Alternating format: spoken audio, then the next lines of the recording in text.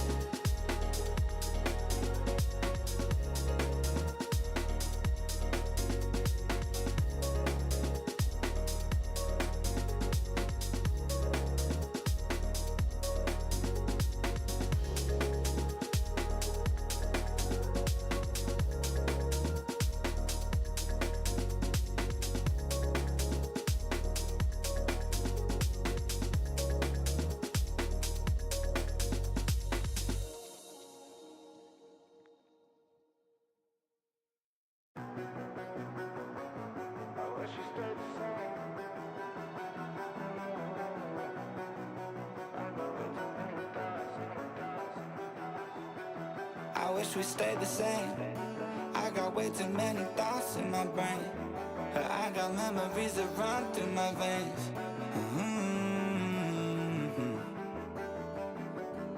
I'm not one to blame, but I could point out every way that you changed. Some things stay up while others go right down the drain. And lately we've been going down in flames.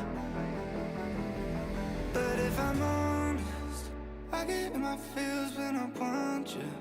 Say you feel it too, I'll haunt you. Hold on till I'm lost in nirvana.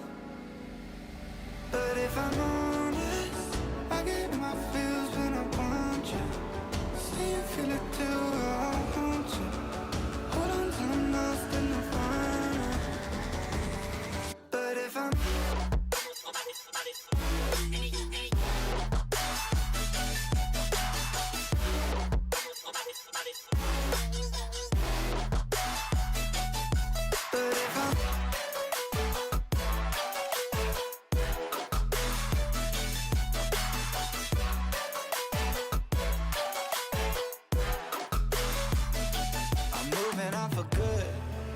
my therapist is saying that I should. I don't believe her, but I really wish I could. Instead, I guess I'll stay misunderstood. Oh, 'cause I'm stuck now, just trying to figure a way out. I've tried but can't seem to slow down, and I don't know if I want to. But if I'm honest, I get in my feels when I want you. Say you feel it too, I'll haunt you. Hold on till I'm lost in nirvana. But if I'm honest, I get in my feels when I want you. Say you feel it too, I'll haunt you. Hold on till I'm lost in nirvana. But if I'm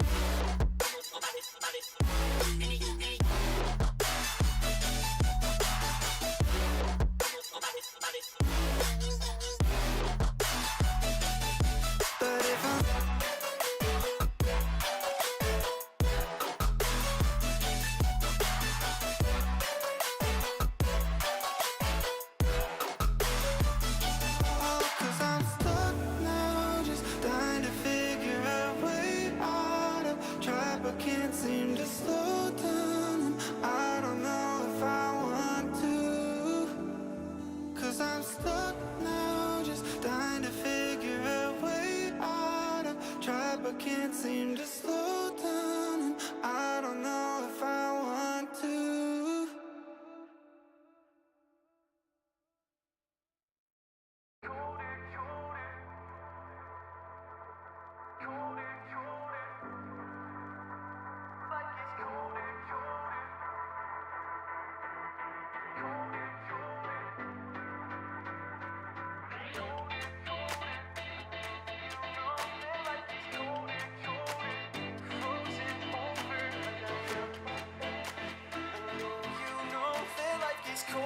Colder when you're frozen over like I am.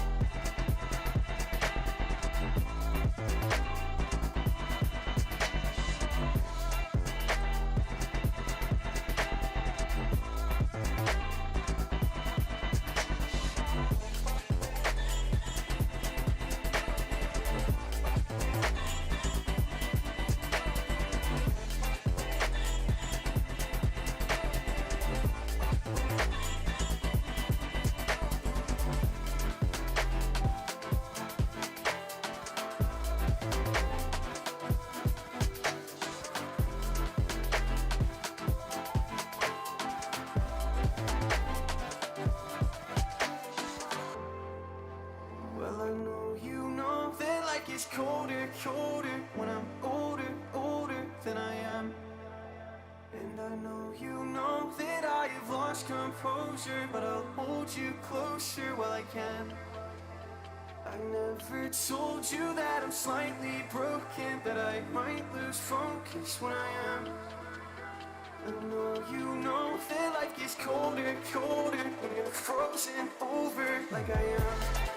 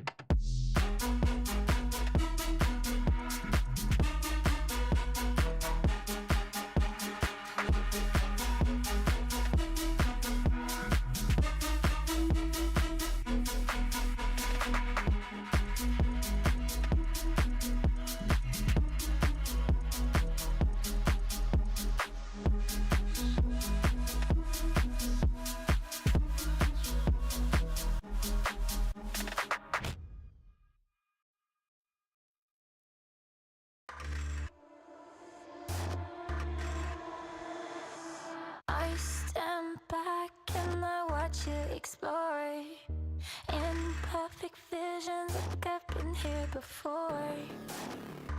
Falling faster, I try to ignore. I see you, I see you.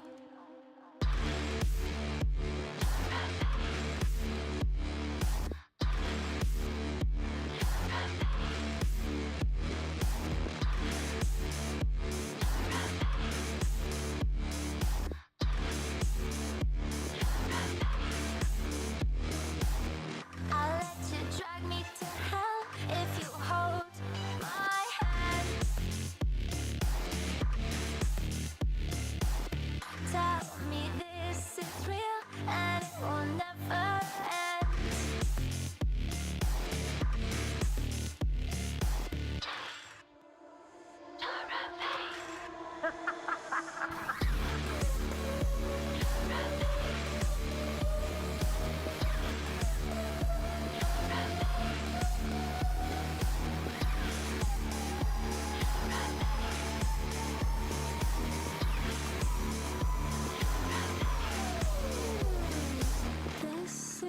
not what I came here to find.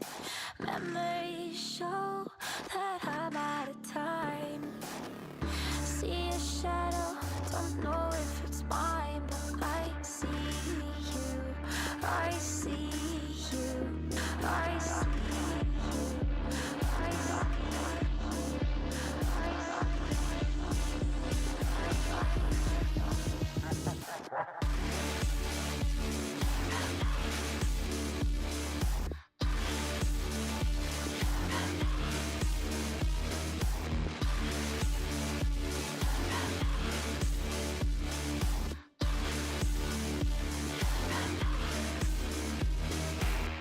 I'll let you drag me to hell if you hold my hand. Tell me this is real and it will never end.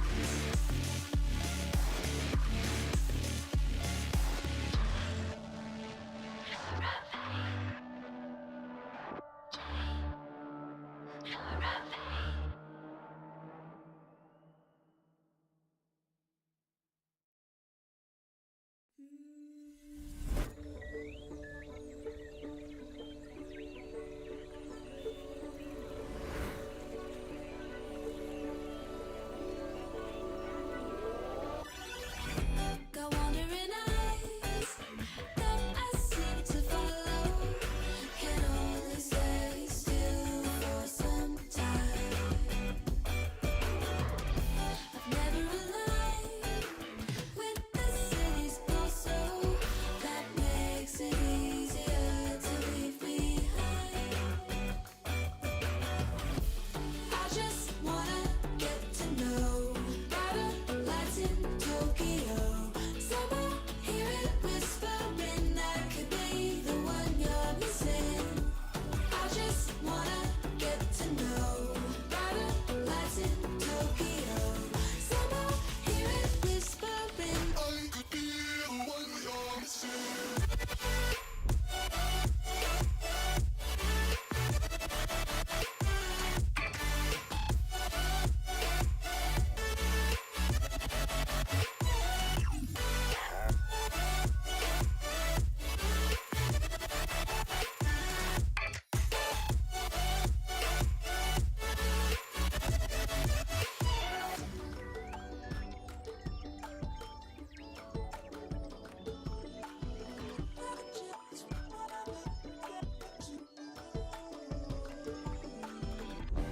Wondering why I don't know the feeling of walking through these streets like they're mine.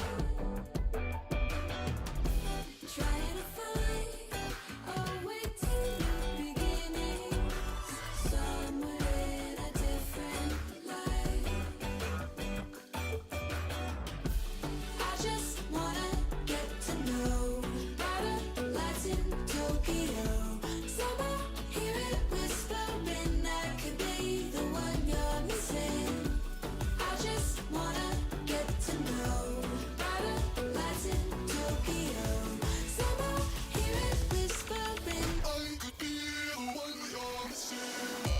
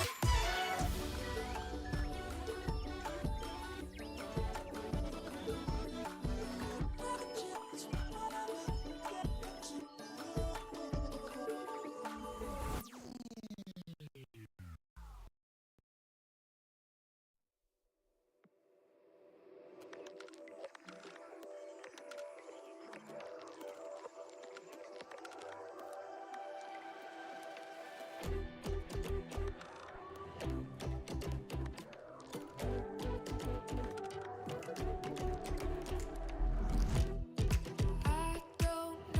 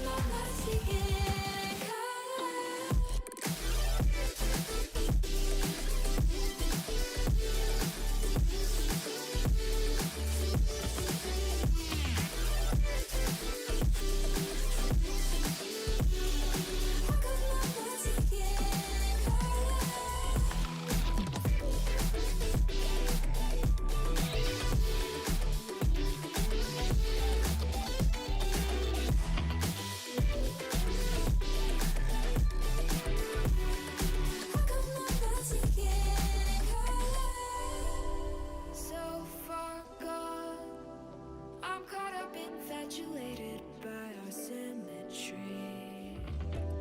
It feels like before now I was only half of me. Thought that I had figured it out, never felt it rationally, but this sense of urgency has me wondering. Thought that I had figured it out, nothing could get through to me, but this kind of chemistry has me wondering. When you're not around it, all goes black and white.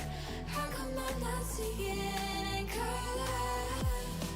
Lost without you, I can't make it through the night. How come I'm not seeing in color? How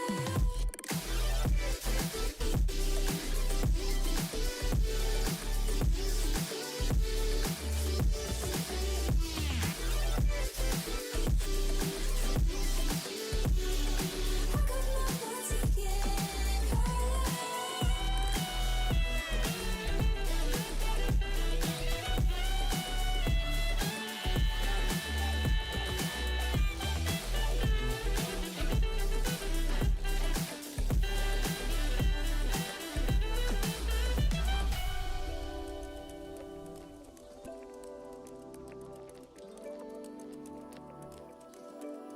So far gone.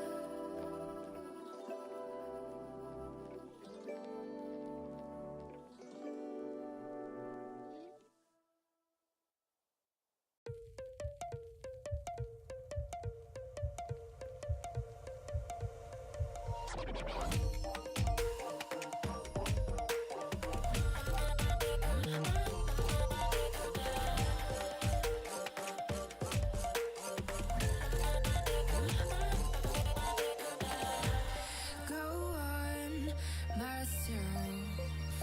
I'm cold steel stainless. My glass half full.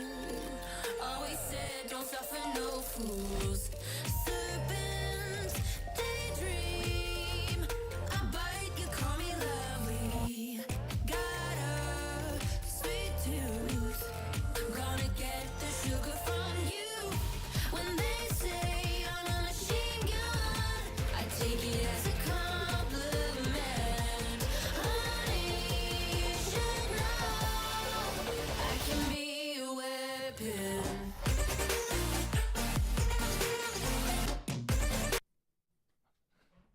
Happy Friday, my friends, and welcome to NECC Collegiate Overwatch. If you ever want a weekend, you know what? It's time to kick off your weekend with the bang. My name is Jeff here with Two Try Hard Way. We're going to kick off a couple of Division II matches here tonight. Before we do that, got to give a little shout out. Oh, shoot. And of course, I lose it, right? I lose it. How was your week going, sir? How was your week as I suddenly pull up things in the background?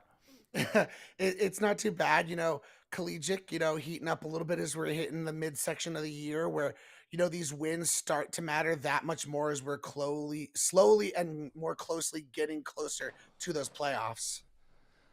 And as I was starting to say, all this could be done without our friends over at Wenzel's Farms. We do appreciate them here. Fuel your game with Wenzel's Farms snack sticks. No mess, no distractions, just bold, protein-packed flavor to keep you locked in. Whether you're grinding ranked or leading the squad, Wenzel's keeps you powered up. Grab a stick, stay in the game, crush the competition. Wenzel's Farm, fuel for gamers, flavor for champions. There you go. Thank you, Wenzel's Farms. Hey, you gotta admit, Ray, those ads they grow on you. They definitely grow on you. The more I watch them, the more they make me giggle. Oh yeah, as we're doing our prep and stuff like that, we kind of have them on replay on our VMix, and I was off, and I'm like, they started to make me laugh more and more as I mentioned, like they just kind of got that ridiculousness sense of humor that really gets to you. But as we take a microscopic zoom on this first series we got for you guys, we got SNHU Sapphire going up against University of Michigan, and with how this season's gone so far, there are a lot of parallels between these two teams.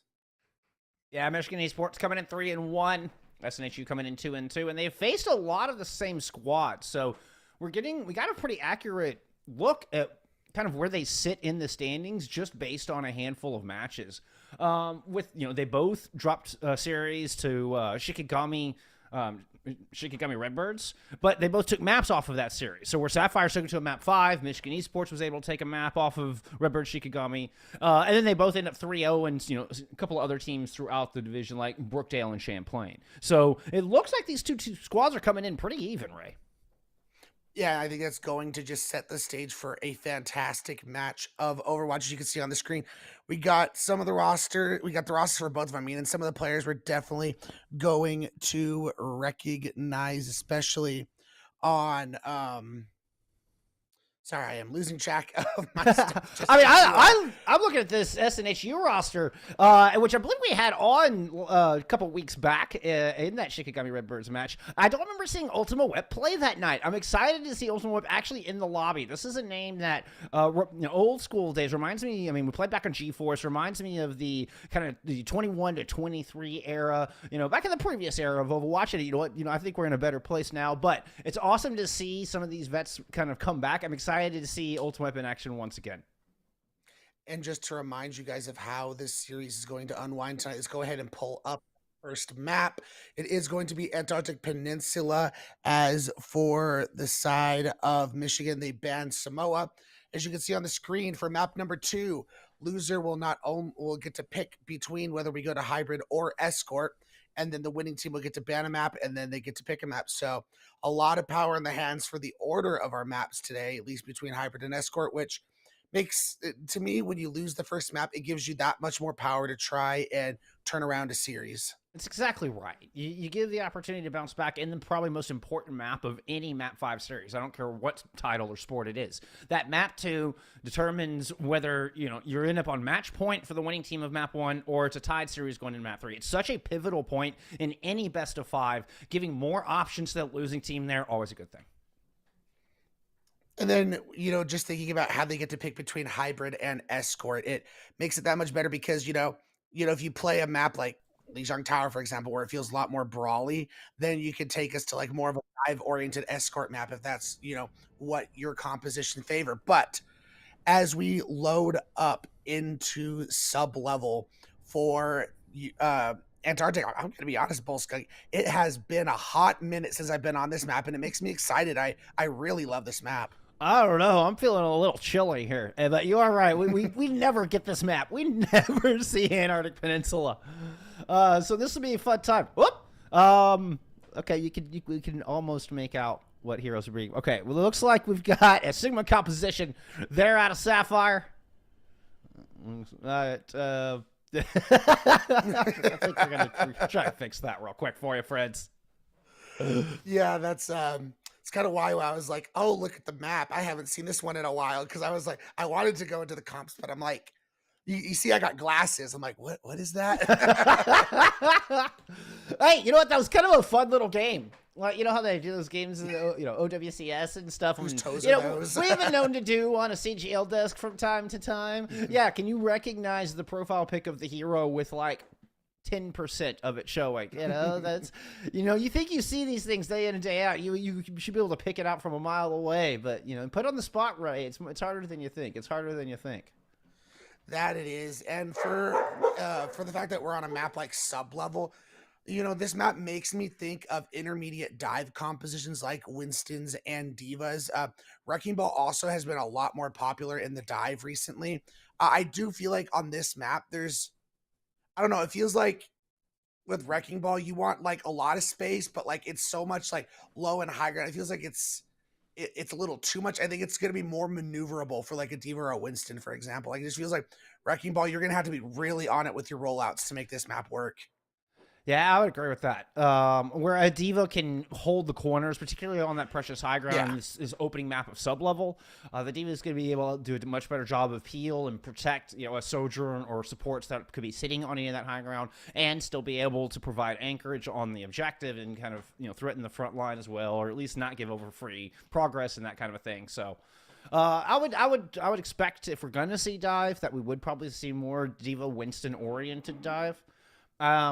I gotta say, I mean, I don't have a whole lot of experience with our tank players here. I recognize a lot of our backline players and some of our DPS in this lobby, but like Blobfish is a little bit more of a mystery. We did get a little bit of exposure, and I do remember seeing quite a bit of like the Sigma, more of the poke compositions, which were being shown here out of the gate. But yeah, that's the interesting thing. Given the amount of high grounds you have available, I think with the perks being in the game, I think the Sigma has the ability to, I mean, you're never going to really want to drop to the low ground on the Sigma. You're really going to be there just to hold the high ground, give a hit scan, whether it's an Ash, maybe a Sojourn, some easy sight angles. And then if you are going against like a Diva or a Winston, those accretion rocks can go pretty hard, especially if you get that perk where it's like the further you yeet that from, like the longer you're stunned for. That's a fun perk. That is a fun perk. I don't get to see that one in action very often. I feel like more people use the charge your accretion cooldown. Yeah, it's definitely better, but I like that. I'm just like yeet. But back to your point about holding high ground, I believe what we're seeing on the other side is the Chen of a Ramatra poking out from underneath that Michigan banner. So it will be a tough, resilient, very sustainable force on the objective, which could, kind of force the hand of a poke composition where somebody's got to get close. Otherwise you're just going to get up a lot of free percentage, and Ramatra has the sustain to kind of shrug off a lot of that poke damage. So not only would you have the sustain, but you also have the ability, if you're, I can't tell what supports they're running with. I'm assuming it's a Lucio plus something. It looks like Lucio Carey. I believe it's Lucio Carey here from Michigan, and a Yari Judo? That doesn't look like a Briggs neck. I think that's a Yari's neck I'm seeing there in that picture. Yeah, so then that Lucio is going to allow you to get in the face of that Sigma and really, because Sigma, you want your space. You don't want anyone all up in you like that. So use that Lucio after we cap the point, speed on top of them. It's going to be tough sledding. So that is a Lucio, very important if you're going to roll out on the Sigma, is getting early picks and not allowing them to, as a full 5 rush into you. You got to make sure you have the advantage in the fight as they're coming in at you. Yeah, no, there is a Lucio up there. I had to really zoom in, all right? I had to get out the CIA glasses, pull out the magnifying glass, really hone in on it. But it is actually a Lucio Juno backline being... Now, again, they're still in spawn. Like, there's only so much weight. We're just theory crafting here. It looks like we are getting ready to head back into this thing. We may still be in a bit of a game of can you guess the hero by the bottom 10% of their player icon.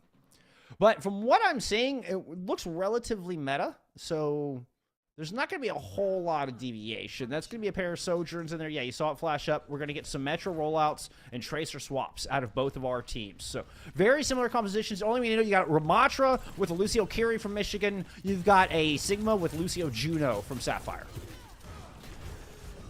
And again, big increase rock on a Dino. For the Sojourn, they're definitely going to want to have these angles on the high ground, trying to push in their down. Oh, yeah, we're not going to be able to see ult charge, which is going to be kind of fun. Ultimate Web picks up too, and hey, Ultimate Web showing back. I was telling you, I haven't seen Ultimate Web play in forever. I actually showed up on a couple of teams throughout 2023, 2024, off and on outside of Collegiate, but man comes in here with a bang, finds a couple opening picks. It's gonna be Sapphire grabbing first cap.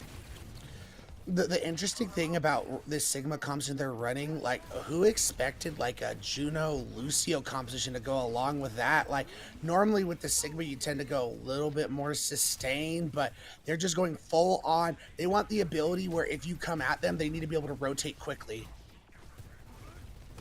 Blobfish is holding up close and personal. So just using that drop down is the ability to rotate. You can see the speed ring was used in the back line to try to protect the supports, to try to help the Juno get out, and it leaves Blobfish just a little stuck up there. Both get caught, and it's a great recontest here out of Michigan. Yeah, and that's a great re-engage from Michigan. As we talked about, that Sigma thrives on being able to have space. What do? They take it right to Blobfish, and they get in their face, wrap them up very quickly, and then from there, they're able to just go on cleanup duty. So that's going to be the duty for University of Michigan going forward, is not allowing Blobfish to have this space. Blobfish is currently working on Comp Grinder there on the right-hand side. There's a Gravitic Phlox ready to go. Pulse Bombs available from both of our Tracers here as well. Flux Unleashed here from Blobfish. The Susie was a touch early. I believe that damage did land. Yeah, you can see Toby1 very low, gets deleted. And try to make their way out. Michigan just trying to hold on to what players they have left. And do invest the Pulse Bomb late into this fight. And as the flip comes through, and Speeder and uses to try to pursue these exit picks. As it looks like they're going to get out just in time, which, you know, everything we do see, Helios will have this overclock available to them. We saw the Flux was used, so it's not like you're going to have easy pickings, but with the Orbital Ray to combo with that, it seems an extremely deadly situation, but I think Claymore's got the sound barrier, so it should help them with a lot of sustain. Yeah, we got all 4 support ults are available here from both sides. Little Tracer Duel right out of the gate. Down low, we're going to drop down from Toby1 in aggressive mode. Vortex just creates the middle space, continuing to use on the high ground. Helios trying to fade it off with that OC. Has to roll all the way out of the fight.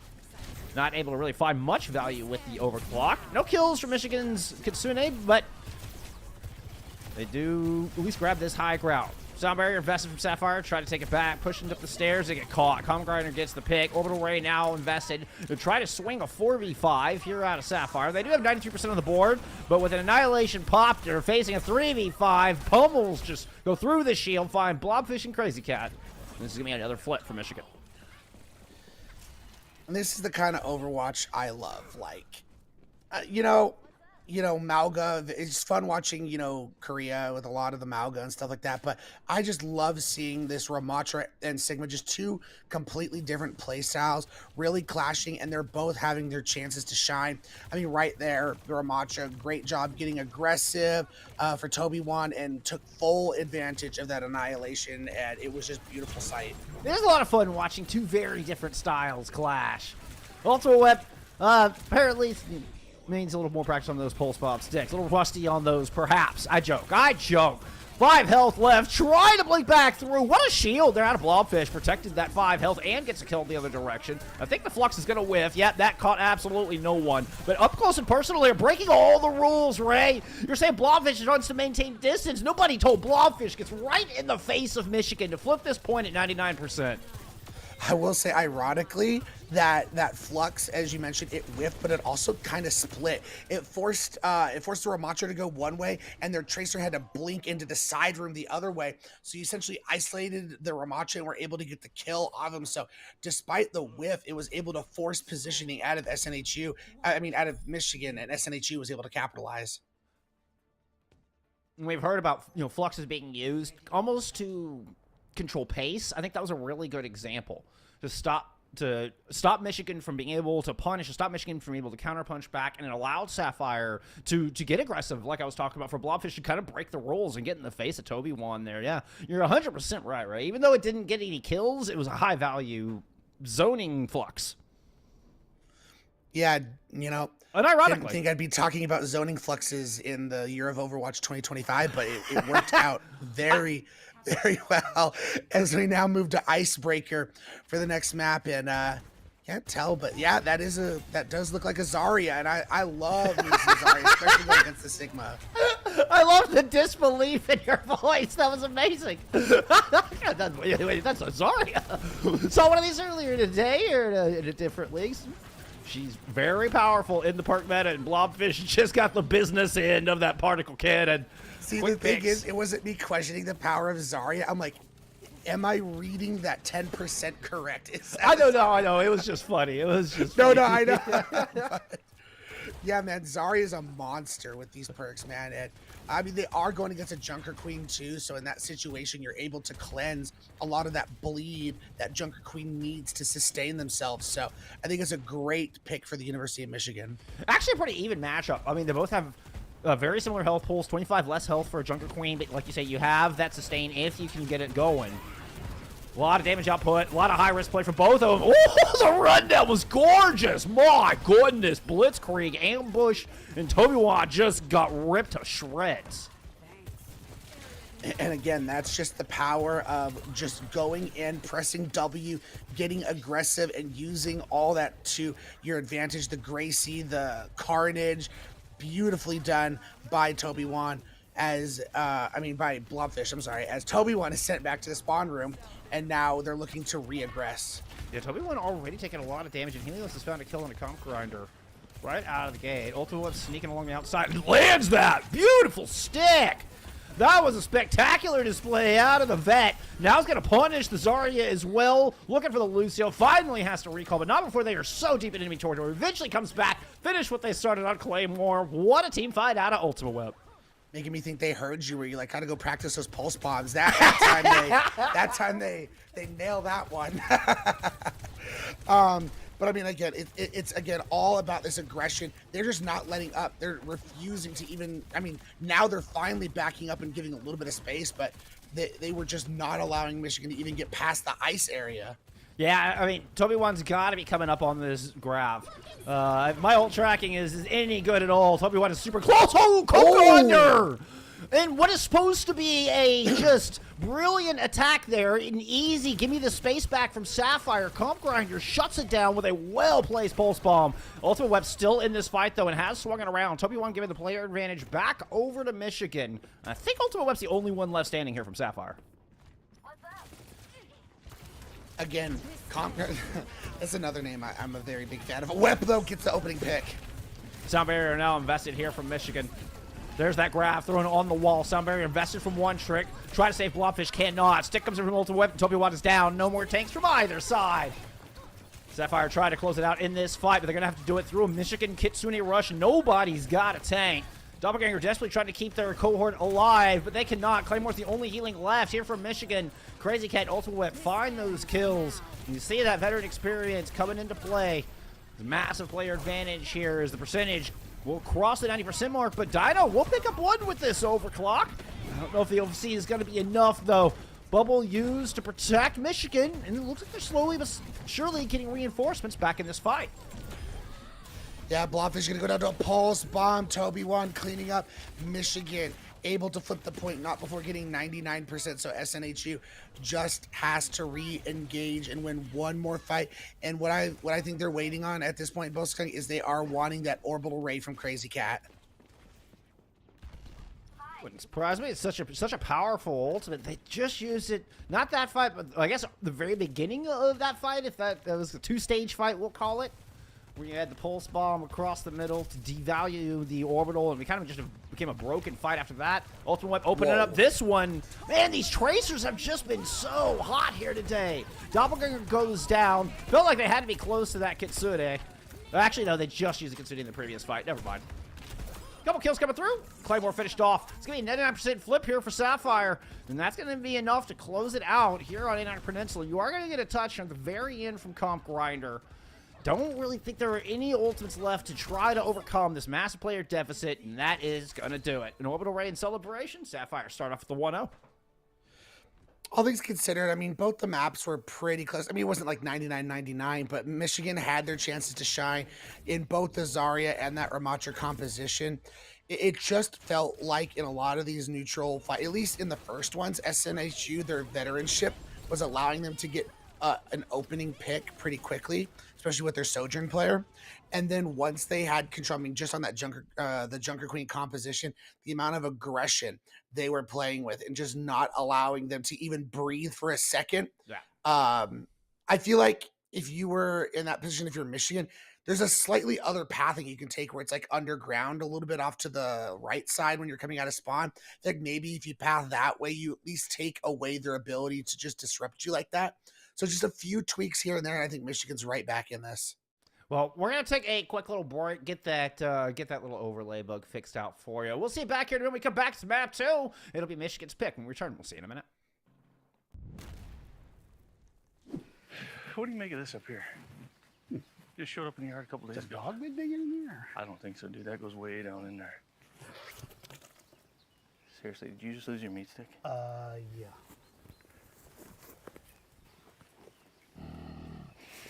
Oh, no. There's something in there, dude. Just leave it. Are you kidding me? We'll just head to the house. Just leave it. The hell with that. Oh, yeah, there's something in there. Want one? Thank you. It was worth it.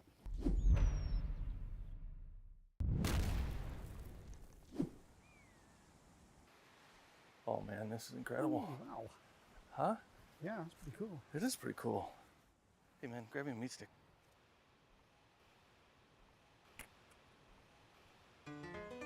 I think I can reach it if I just a little more. Just let me go a little. I can't. Just a little more. I almost got it. Careful! Oh God! No, come on, just reach. Reach. Just grab my hand. I can't hold it. Grab my hand. Give me the meat stick. This other hand's closer. The one with the stick is. Oh.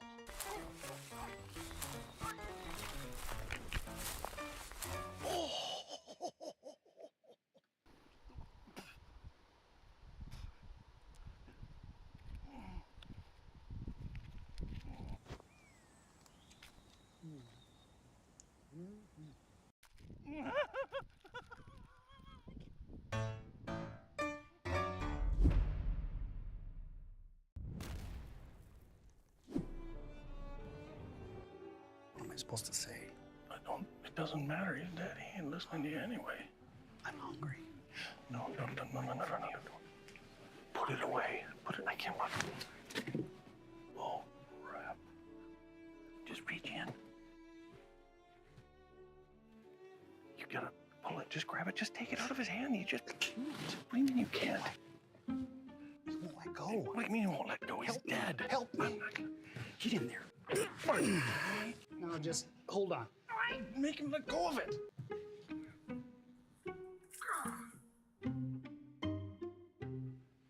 No, I got you. Just go in for a hug. Go and get on in there. It's a bad loss. Yeah, hug him up. Just reach. Hug him up. He's breathing. I think it's on the other side. Go. I can't. Just- I can't do it.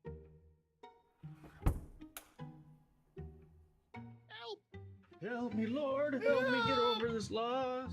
I can't breathe. Yeah, I can't breathe. I'm so upset. I can't breathe.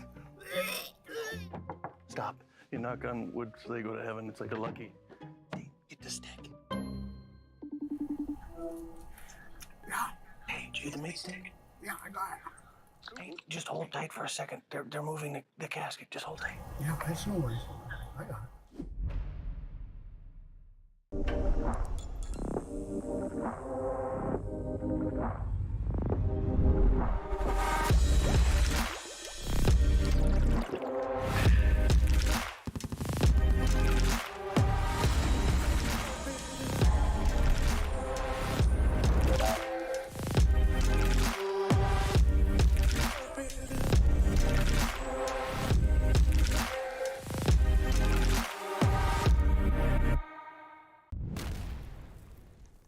Oh, what an awesome day for a pump, dude. Yeah, I gotta take it easy. Doc says if I exert myself, I will die. You overexert yourself, you will die. I'll tell you what, you finish the workout, all these could be yours. That looks good. A little bit of honey ham for the ham. Get after it, and that's your, nope, get after it, and that's your treat. Hey, do the exercise, do the work, then you get the reward. That's how this works, man. You gotta give it max effort, maximum effort. That's what I'm talking about, baby. Big hams. Make it work, those hams. Work 'em. Putting in the work. Yeah, baby. Yes. Dude, this is a spicy workout. Gotta make it worth it. Building the beef and bringing home the bacon, baby. I'm loving it. Teriyaki is just about within your reach. Come on, get you some. Come on. Ooh, ooh. Maximum effort. Maximum effort. You're there. You're almost there.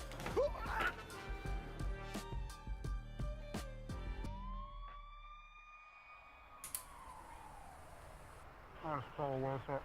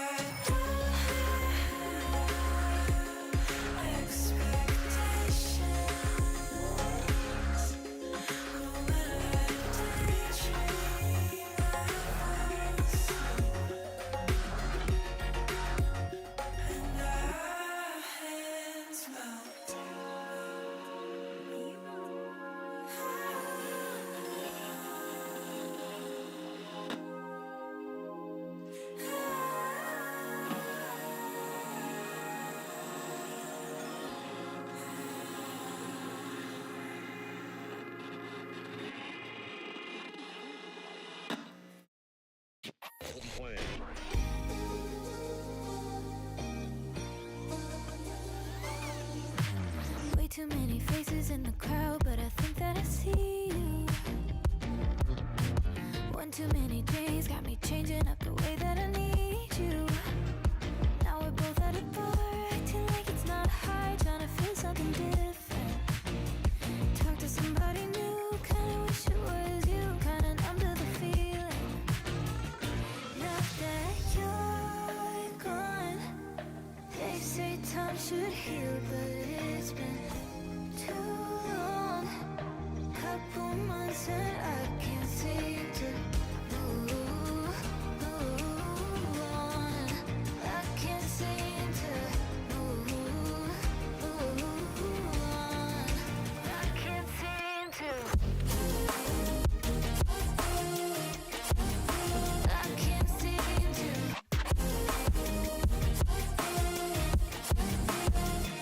Not that you're gone,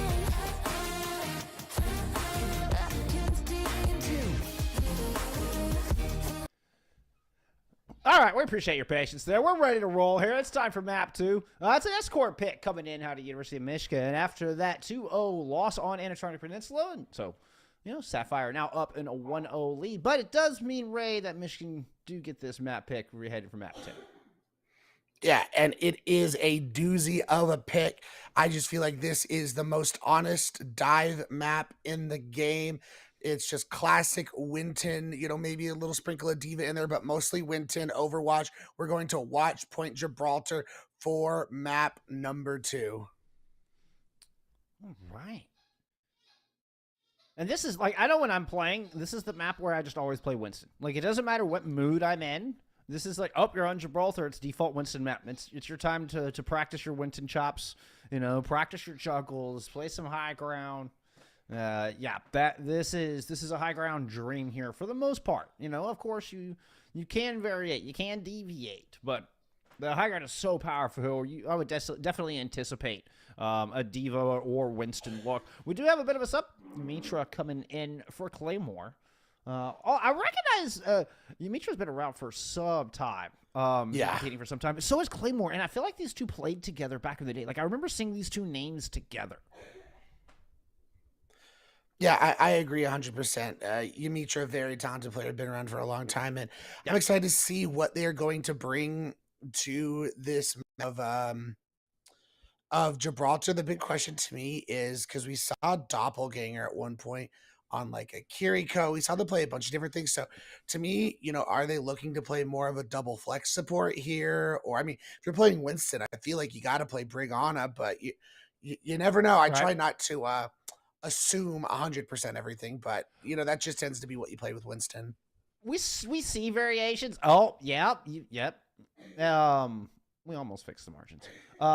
We see variations from time to time, as far as every once in a while you'll see an Ana Kiriko come in, and it sometimes works, sometimes you get some of the value out of the Suzu and the more powerful aggressive ultimate in the Kitsune, but sometimes you can leave your Ana vulnerable in the back line. Sometimes you do see a Lucio as well coupled with it, but for the most part it's Brigana. Now that is assuming, of course, our teams do pick the Winston comps, which they are showing us out of the gate. Yeah, okay. I do love Ashe becoming such a prevalent pick in a lot of maps. Obviously, this has always been kind of an Ashe Widow map, but it's been nice seeing the resurgence of Ashe, especially in an era of perks that we have now. For the side of SNHU, again, it's just going to be about making sure they get control of this high ground, get this Ashe, get these supports off of this big box, and really maintain control. I'm going to try for a quick hook play. Teleport in. Oh, please tell me you're telling me there's a hog. You do! Oh, and it gets just destroyed. Just annihilated. Let me show you a magic trick here, friends. How to make bacon disappear.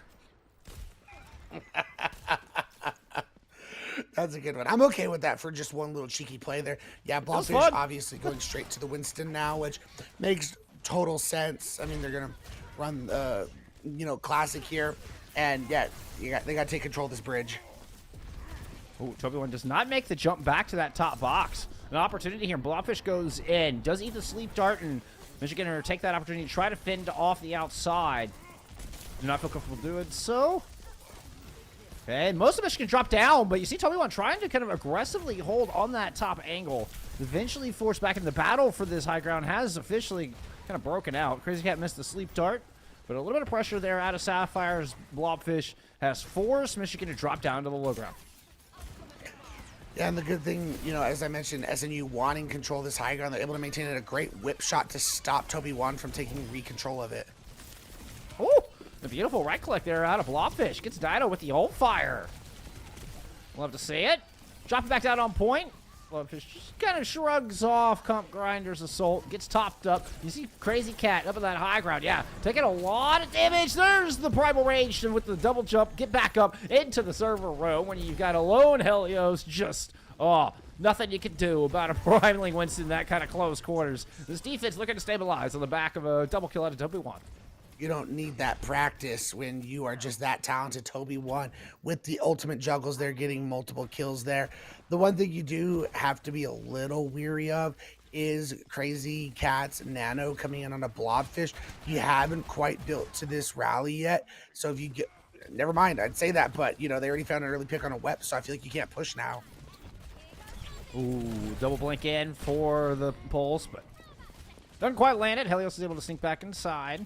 Comp still pressuring here from the outside. You see Toby1 on the other side of the bridge. Sapphire just kind of regrouping, buying some time here for Ultimate Whip to get back into this fight.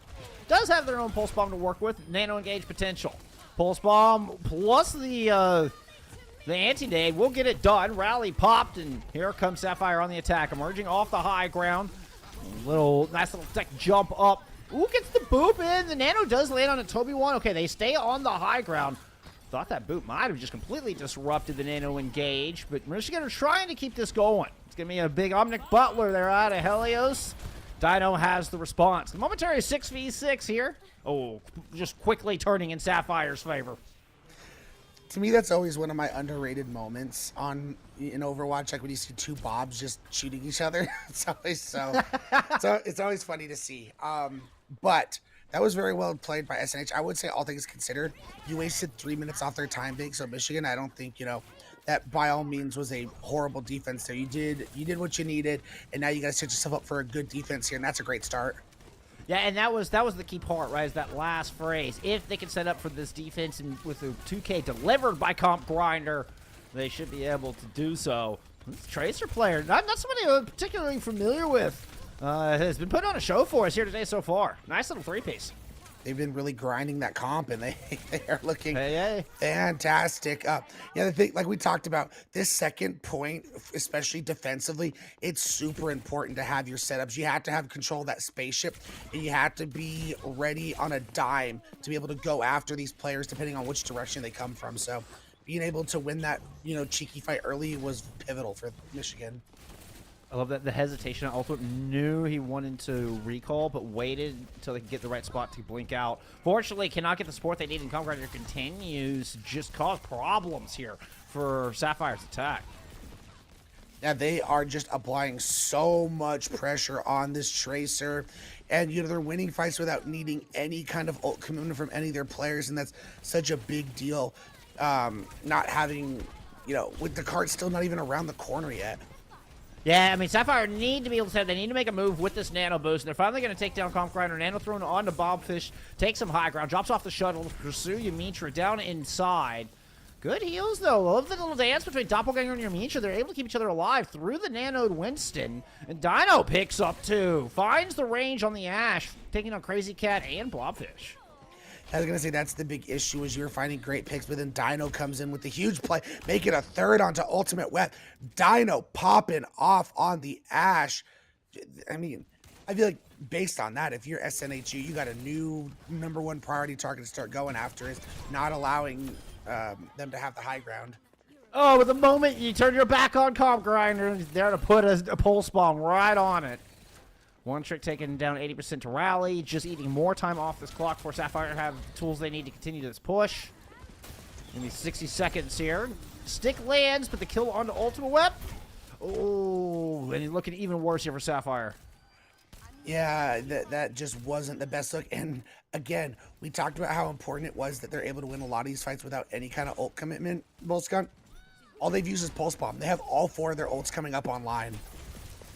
If you gotten the kill on the Toby one, it would have been worthy. Oh my goodness, that is an enormous Bionade. Helios is in a lot of trouble. Primal out of Toby 1. The sleep does not land. Rally has been popped from one trick, though, and Sapphire are hanging on. Toby 1 peels, try to force Blobfish off that high ground. Blobfish about 50 health. Doesn't want to hit that Primal just yet, being very conservative. It's eventually going to pull the trigger on it. 20 seconds remain on the clock, and Dimitri is found to pick onto Ultimate Web. Dino will get the Bob out. Bob did make it out onto the point. And there's a Nano Toby 1 as well. You can see Doppelganger using that Shriek, has their own nanos. Perks have been introduced here at NECC, and Michigan are going to put them to great effect on this defense, stopping Sapphire here in the shuttle bay. Good opportunity for them to clap back and tie up the series. I actually don't even know how that Bob made it to where it was, because it looked like it was going to be on a collision course with the cart, and then suddenly it was on the other side. But again, well placed, despite going down there, being able to get the Bob out there was a very big deal. But Michigan is proving that they are looking very comfortable in these dive compositions. This is exactly what I was talking about as the preamble coming into this series, where even though you drop map number 1, because you get to pick between escort and hybrid, it's a lot of power in your hands. And I literally said, maybe you're more of a dive team and you take us to Gibraltar. That's exactly what Michigan has done, and they're looking very good. But all that said, I was casting Collegiate last week, and UCI almost got first point held by CSU Long Beach. So UCI ended up getting it together, but you can never underestimate how much of a tough deal it is to get this first point on Gibraltar. Yeah, I've seen a lot of teams stop shy. I mean, even with, they didn't have to make it all the way to the cap point A, but, they get stopped, not able to get around that second corner, losing so much time through the car wash. I've seen so many full holds on this map. It's definitely not a done deal here for Michigan, but winnable. Winnable, I'd say.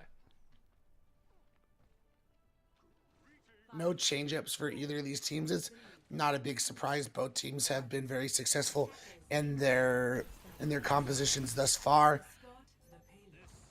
Okay. Yeah, this is not quite as fun as the Sapphire rollout with the Hog, but, probably a little more sensible. Just throw in a little scout arrow up there, recon arrow, get a sense of exactly what Sapphire are running for this defense. And immediately already, trying to take control of that bridge, a big nade thrown in, gets both the supports. Sapphire are able to back up as, both Winstons still hiding. You see the heals going in. Blobfish still needs more. It's kind of a race both sides there as Dino's continuing to pour in shots from across the high ground. Nade lands. Crazy Cat purple. Blobfish would love to go in on that, but Toby Wall would love to go in on that. Kills come through for Michigan, though, here early, so the idea of that full hold looking more and more unlikely with Crazy Cat getting picked off on the back. Love that long-range doppelganger. Provide both the offense and the defense out of the Ana here. Yeah, not only did they get, that pick as we saw there, but they also opened up that fight with a big anti-nade once again. They have been on point with the nades this map, and they are coming up on a nano of their own, but Comp Grinder, they're going to open things up with this Pulse Bomb. Oh, and it had such a spectacular defense. Has to be leading the server at Elims by my eye test. Oh, Toby 1 with a great read, leaves Helios. I was thinking, man, you left Helios at 1 health, but the heals were there. Big ol' bout it again! Doppelganger hits 2 with it, takes the pressure off, forces Crazy Cat and one trick out of the fight just long enough for the Comp Grinder to take down Blobfish. And now Crazy Cat is just faced with their mortality. Toby 1 will clear off the high ground, and Michigan is going to cap this point. And it took them a whole minute less than it did SNHU, so they're already setting themselves up in a good spot. 4.5 minutes, all they got to get is this 71.51 meters. And, they did have to use Nano and Pulse there, but they're going to have the ability. Toby 1 can use this Primal, who Blobfish has now swapped over to the Diva, which to me might be a little bit of a sign of desperation, that they just don't feel good in this Winston matchup. It could be. It could be. Could be just a point B thing, want a little bit more peel. he was able to relocate a little better, get a little bit better in the head-to-head directly against the Winston, but I don't think that's the reason. Toby 1 does have the Prime on. You're looking at the Nano Boost on the other side. How do you take this shuttle? You see a lot of early damage onto Helios and Ultima Web. Is Michigan trying to just whittle down this high ground defense? The Nano Boost thrown onto Ultima Web. You got a Nano Tracer here, not typical on this high ground map. Goes into like a 1v3 in the back line. Yeah, recall's got to be used very early. Didn't quite find what they were looking for. Blobfish goes down. Sapphire will kind of force Michigan to reset here. To me, Michigan also played that cool, calm, and collected. SNHU used both their Bob and their Nano in that fight. And Michigan's like, all right, that's fine. They built up to 4 of their own. So now they have the onus in this next fight, the advantage when it comes to ults. And they get an early pick. That's how you break open that high ground defense. Almost happened earlier. Back-to-back headshots from Dino. Now Toby 1 goes in for the kill. Rally from up top from one trick. And just the dance begins as Toby 1 wants to get onto that auto. One trick's trying to protect him. And the sleep comes in. Ooh! And able to dance around the pulse of Comp Grinder. Crazy Cat with that recent OWCS experience has dealt with all the threats being thrown their direction. Been able to survive thus far, but self-destruct from Blobfish. They're not going to be able to get back in mech. The shield is there to protect everybody. And eventually, Michigan whittle this defense down. We're looking at a 1-1 tied score line as we head into map 3. And again, I think this really came down to Michigan knowing exactly who they are as a team, knowing that they're very good at this dive. Took us to the most quintessential dive map in Overwatch, and they just played it so well. And I'm giving, I know all the kills, Comp Grinder was incredible, but Doppelganger on the Ana set up so many plays. That Ana play was spectacular. Can't argue that. Kind of stole the show. I mean, I don't know. It's hard to steal that show away from Comp Grinder. Comp Grinder's Tracer was a sight to behold, particularly on the defense, right? It just felt like stick after stick coming through from Comp Grinder, making those one clips look easy. But when it came to the attack, it was all on the Ana, and it was all on the Doppelganger nades, really setting up that attack. Very nicely done. Even if the kills weren't there to follow up on it, they'd land the nade onto the back line and force the back line out of the fight just long enough to where you can punish Blobfish at that point. So, but you know what? We're gonna dial in. Third time's a charm here. All right, we're gonna take a quick little hiatus. We're gonna dial in our stream here. When we come back, it's gonna be Sapphire's pick this time around. Now they'll have a choice to take us as far away from a Winston map as humanly possible. We'll see what they choose when we come back. We'll see you back here in a bit. More NECC. What do you make of this up here? Just showed up in the yard a couple days ago. Dog been digging in there? I don't think so, dude. That goes way down in there. Seriously, did you just lose your meat stick? Yeah.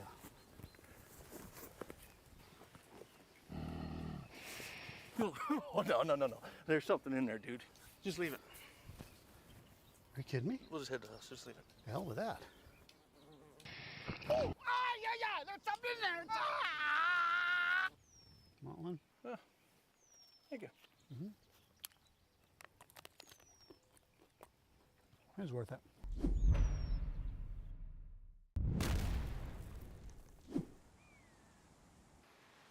Oh, man, this is incredible. Oh, wow. Huh? Yeah, that's pretty cool. It is pretty cool. Hey, man, grab me a meat stick. I think I can reach it if I just a little more. Just let me go a little. I can't. Just a little more. I almost got it. Careful! Oh, God. No. Come on, just reach. Reach. Just grab my hand. I can't hold it. Grab my hand. Give me the meat stick. This other hand's closer. The one with the stick is... Oh!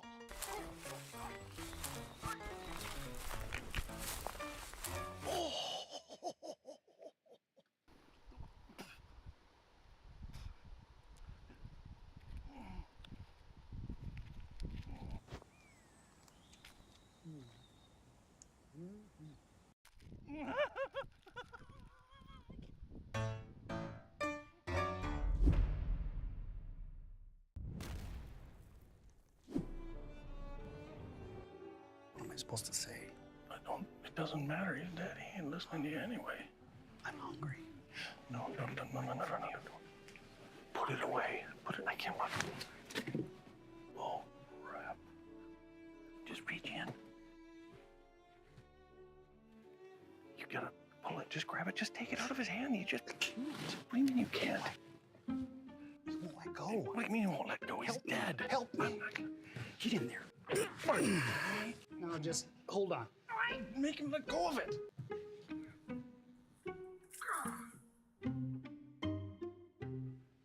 No, I got you covered. Just go in for a hug. Go and get on in there. It's a bad loss. Yeah, hug him up. Just reach. Hug him up. He's breathing. I think he found the other side. Go. I can't. Just- I can't do it.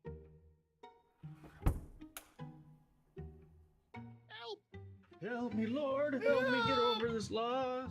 I can't breathe. Yeah, I can't breathe. I'm so upset. I can't breathe. Stop.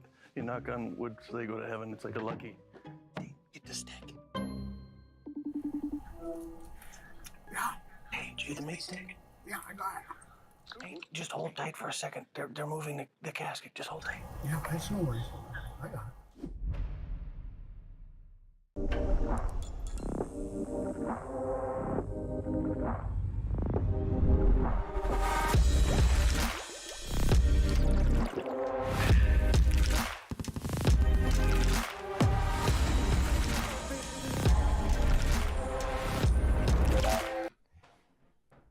All right, we talked about how closely matched these teams looked coming into this series.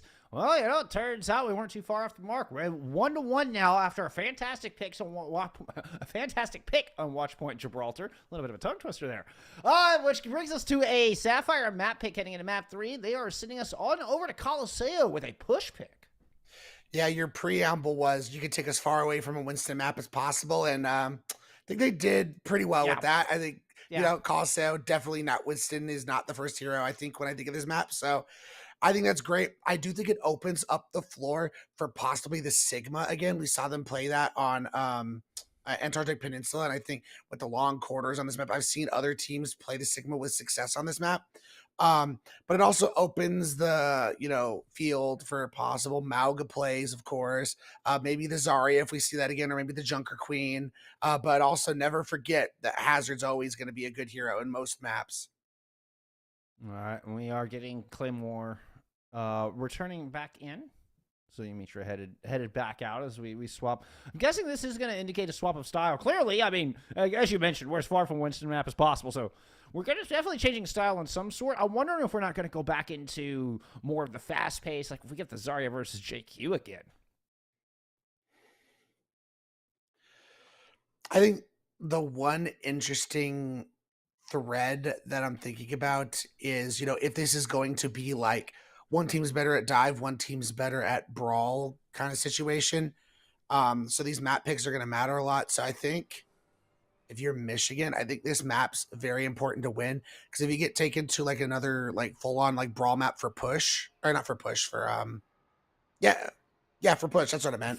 For put, oh no, not push. Flashpoint. Flashpoint's what you're thinking. Thank you. Flashpoint is what I was thinking of. And you lose that one, then you at least get to pick the most dive favorable hybrid map. So I think this is a very important map in their favor to win. All right. Looks like we're getting loaded in here. I don't know why we went back to our bugs. Hi. We're being shown a Wrecking Ball composition here out of Michigan. They're actually flashing us a little bit of that Kiriko Ana that I was referencing earlier. And in the Wrecking Ball comp is the one place I see it, because the Kiriko has a lot more ability to kind of move with the Wrecking Ball and briefly get in, particularly with that perk. With the new perk being introduced, where the Swift Step, you get that extra Swift Step within 4 seconds, you can follow a Wrecking Ball in, throw out some damage and a couple of heals, and get out. I do like them playing the Sigma. I think, if you play your positioning correctly and, really wait for this Wrecking Ball to come in and get a good, I mean, I say that, but the dive's already in. I was going to say, if you get a good accretion rock, stun that ball, you can really blow them up quickly. But, Michigan's already moved in quickly. The Blufffish is so low. Yeah, this aggressive approach is going to win out this first fight for him. So they'll start pushing through. The Wrecking Ball look, I mean, hey, it's a brand new look. I wasn't really anticipating this, particularly paired with the Pharah. And so far, this flexing their different styles, working here early for Michigan. It was the Blobfish going over to the Diva as well. Yeah. I was questioning whether they were going to play Sombra to try and deal with Toby-Wan as well. Unfortunately, they don't have the Summer of St. Louis here. That's an old G-Force reference there for you, Ultimate Web fans out there. Big chase here is Ultimate Weapon, Toby-Wan have kind of gone on a little picnic on the outside of Coliseo together. They've left all their troubles behind. All right, they eventually get broken up. Blobfish does find a pick through all of that. And Sapphire looks to be pushing the back through the arches. We do have a return of Toby-Wan trying to disrupt, and a very low Blobfish gets de-mech'd there by Doppelganger. Once again, back in this killer on him we saw in Watchpoint Gibraltar. Yeah, it feels like a situation where you got a little too big for your britches, pushed up a little too much on the Diva. Losing your mech was a big problem. They're getting close to re-getting it back, and they're able to recall just in time as the mines come out. Just force Sapphire along the outside, so you buy some precious space inside the arches. Room for that Michigan backline and perhaps set up to get in position here for this next engagement. But One Trick's going to drop the sound barrier. You do not have that opportunity on the other side. Nothing to really counter this. Ends up being a trade on to the Tracers, though. So Sapphire not getting max value out of that Lucio ultimate. Now the pile drive back in from Toby-Wan. Looking to try to combine in for a kill on the Helios. Neither team quite finding what they're looking for. Both of our Tracers starting to return to the fight. Kitsune Rush tossed in and try to get around this final corner. And Blobfish is able to hunt Cup Grinder down. Self-destruct trying to use to get back in mech. Oh, no, just as the end of it, Dana will find the pick. But you know what? Crazy Cat got a couple kills, and the lead goes to Sapphire. Yeah, you lose your Diva, but, I mean, that's fine. You take the lead, you're pushing the cart, and you got some good ultimate trades. We see Toby-Wan already swapping over to Zarya, which is, tends to be a pretty common swap you make to try and deal with Divas, because Diva can't eat your laser beams. They go pretty burr. It's true, but I will say a Diva can dance around a Zarya a bit. Particularly on this high ground. Sapphire don't get in quick enough to set up and secure that high ground though. So Michigan are able to start pushing forward and take another fight in the arches. And this is going to allow Toby-Wan to get up close and personal with that Diva. Helios pops the overclock, goes in and tries to get Blobfish out of their backline. Now, excuse me, yeah, trying to get Toby-Wan out of their backline. Chase it up, Blobfish is getting forced away. Ooh, now Helios is going to, or Dino's going to respond with their own overclock. Oh, and that is going to send Blobfish packing. Ooh, beautiful jump shot onto Helios as well.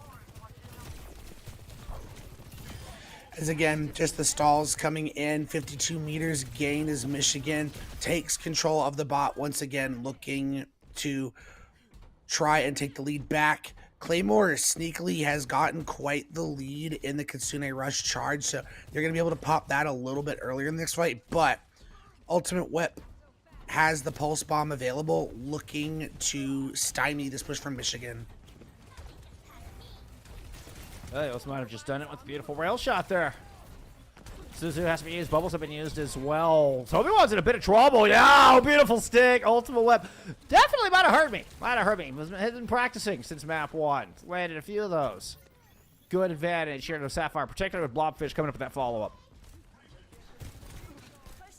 As now in the blink of the eye, good Anthony coming on to Helios, and they're not able to follow up on that kill as quickly. And Dino, in the meantime, able to get the follow-up pick on a Crazy Cat. But the point cap has been made for SNHU. We know how important that is on a push map like this. And look at this. So smart. Get the cap, get out, look to regroup, and just meet them in the middle. Again, so smart from Sapphire. Oh, it's exactly what they wanted. Exactly what they were looking for. They're able to sneak the bot in. Now that 10-second wait's off the board, close spawns have been activated. Massive advantage here, and a Kitsune Rush to try to hold it down, which both teams have, but massive defender's advantage here through this long hallway and get a lot of value out of this rush. Double support ults invested in, and Ultimate Web picks up 2 right out of the gate. Blink of eyes, another 3 Ps here for Ultimate Web. They're going to fight 4, barely edging out that victory over Comp Grinder in the duel, man. Had less than 10 health at the end of that duel. I'd say everything was solid there. I think the only question you have is, did you really need both support ults? I felt like they might have had that with just the Kitsune Rush, but I digress. SNHU has all things going their way. We do see Toby-Wan now making the swap over to the Ramatra. which once again has the ability, those punches can punch through that defense matrix, and you at least have frontline presence. You do get an opening pick here. Try to stop this push with the Kitsune rush advantage. Blobfish is being forced back on the outside, and looks like Michigan have finally put a stop to this bot, but not for giving up 90 meters, and each one of those is so precious here in Colosseo. Yeah, you still have plenty of time, 4 minutes, but winning this next fight is going to be absolutely crucial. You got to start getting some meterage in your favor. So you're going to be meeting him at the mid ground here. So I think Dino has a lot of eyes on him right now. He's got to make a lot happen with this overclock. Dino, she's set up on this one. Pulse bomb out of Ultimate Whip early. I felt like that was a super fast one. I felt like Ultimate just had. I guess what happens when you get 4K in the previous fight. Just getting pulse bombs on cooldown here. Overclock here from Dino. Let me say, this one needs to be big. He's holding very close on this corner. Very aggressive positioning out of his defense, considering how much Sapphire have pushed up. Slide back, though. Try to fend off one trick. The overclock, not getting all that much, is using the overcharge perk for that extra bit of OC damage, and that's enough to finish off a Tracer one shot, just like that. Here comes the Kitsune Rush counter punch out of Sapphire. Saw Blobfish run into the backline, but they're just taking so much damage on this approach. Do end up getting Dino through it all, and the Suzu is there to bail him out. So 4v4 now left, and man, this fight's getting brawly. Yeah, in the meantime, it's just been staying here in the center. More time is ticking off the clock. Toby Wan can now look to pop the Annihilation. I'd look to do it sooner rather than later before the sound barrier. There's already his Nemesis form. You can see the extra armor currently active. There's the Nano Boost thrown in. I'm just going to wipe this out. Meanwhile, Blobfish managed to eat a pulse, and Ultimate Web found Comp Grinders, so things are coming up Sapphire despite the layered ults working out for Michigan the way they wanted. Now, even with the Kitsune Rush here, is this the ticket? Dino finds one trick, and Ultimate Web falls. His Doppelganger's on is once again showing up in the kill feed. The Swift step in, out of Claymore. Dino's been traded out. Looks like Michigan are able to find the advantage here, but it has not been clean. Blobfish has the self-destruct, possibly get back and met. Crazy Cat finds Claymore as well. Hasn't been clean, and you're going to get picked by Blobfish, and you use pretty much every single ult at your disposal. This was not an ideal fight whatsoever, and you lose Toby Wan. It feels like now, just in the blink of an eye, SNHU has a chance to retake control of this bot. God, I would love to see how many pulse bombs Ultimate Weapons build up during this map. I mean, and he really took what you said to heart. For real, right? Hey, you know what? Maybe just needed to get warmed up. Just needed to get warmed up. You know, you can't warm up on other characters and then play Tracer. You have to warm up specifically on Tracer, right? I'm telling you. Helios, overclock available as Dino's looming on one of their own, so we got to see which Sojourn makes the plays for their team. Battle for the Sojourn, it's going to be Helios with the first pop, the ultimate. Dino's on the left shoulder. Yeah, you can see the shots coming in from that side. So Helios push it into a crossfire, but they're able to clean up the targets along the way. Clean off those flanks, clean off both sides, as a matter of fact. And a high-risk press in there from Helios ends up paying off. And again, these DPS for SNHU have been really showing out this series, but what a play from Helios. And Ultimate Web gonna have another pulse bomb. Let's see if they can hit another stick. It almost feels like they're like, you guys were talking a lot about Comp Grinder last night or last map. Time to get my name back in the mix. Yep, it's another fight, so it's another pulse, and that one is there. Claymore's blown to smithereens for the 17th time this series, it felt like, but Comp Grinder is there with the response. And the battle of our Tracers, see who can show off more. Still going here. Comp Grinder comes up with another one, and it's a +2 to University of Michigan. 10 seconds to go. They have got a lot of room to make up here on this map. Yeah, unfortunate for Crazy Cat, they're about half a second late on that Suzu to save him from the pulse bomb. But again, great awareness from Comp Grinder to be able to get that done. For the side of Michigan, they're going to have to pull together, probably 4 team fight wins in a row. I mean, they do have some great engage tools right now with this Annihilation and Overclock. But Crazy Cat can just lay down a Kitsune Rush here in the mid fight, which is just going to get so much value in a long quarter like this. I mean, they can just wait, build up one trick sound barrier and double support ult into this as well. So it's Michigan have to win it. They have to win it conservatively. They can't spend all of their ultimates to win any one team fight. I mean, at least they can bank them all for that 4th one. But right now, it's looking for a mid-fight pick, and you're going to have to do it into an opponent's Kitsune Rush. The Annihilation has been popped here from Toby Wan. Try to find that extra sustain. You do force Sapphire back, and Dino's going to go ahead and throw in the OC. Go into the back line. Can't quite find the head of One Trick, but found Helios just fine. That's the pick you're looking for, but that's the trade you're not. And each one of these deaths are going to favor Sapphire as this overtime continues. Orbital Ray tossed in. Blobfish is low, but still in mech miraculously. One Trick, not so lucky. As the Diva Bomb is going to get forced, but the Orbital Ray is enough to finish this off. You do get the remix, so it's going to get a little bit more brawly. They forced the rally. Yeah, this has been a lot of ultimate spent here out of Michigan. It's going to leave them with only a pulse bomb and miles to go before they sleep here, Ray. That's it, man. You really needed to hold on to that. Now you're literally relying on Comp Grinder to at least get 1, but you probably want to somehow get 2 with this pulse. One Trick has a sound barrier as well. Helios has the overclock. Uphill battle coming online for Michigan. I mean, you need to force an AJ. Like, this is one of those where you have to go for a play like that. Comp Grinder's not going to land it. Wanted to get it in, just hits the ground on it. You do have a 3v1 versus Ultimate Weapons. They find themselves in a mismatch, but it's left everybody else with the advantage on the point, and Helios is overclock.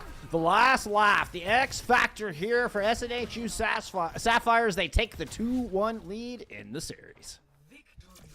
Put themselves on match point heading into map number 4, SNHU.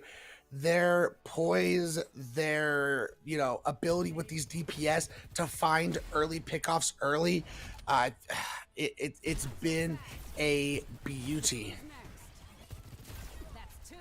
That jump shot was talking about beautiful. That jump shot was downright artistic. Dino with a fantastic map, but unfortunately wasn't good enough to overcome Helios and the rest of Sapphire on that one. Man, in that early late, it was just insurmountable there, Ray. Yeah, so the big question is, we saw how Michigan responded last time where they took us to Gibraltar, and they played very well, but the next map type is determined. It's Flashpoint is next, so really you just get to pick whether we're going to Saravasa or New Queens, or New Junk City. So you're in a situation where both of those maps are definitely going to be more favored to the comps that SNHU has loved to play and been very successful on. One thing I will say is I have seen a lot of success with Wrecking Ball on New Junk City. Yeah. So I think, we saw them highlight that a little bit on that previous map on Coliseo. So I think that is a possibility.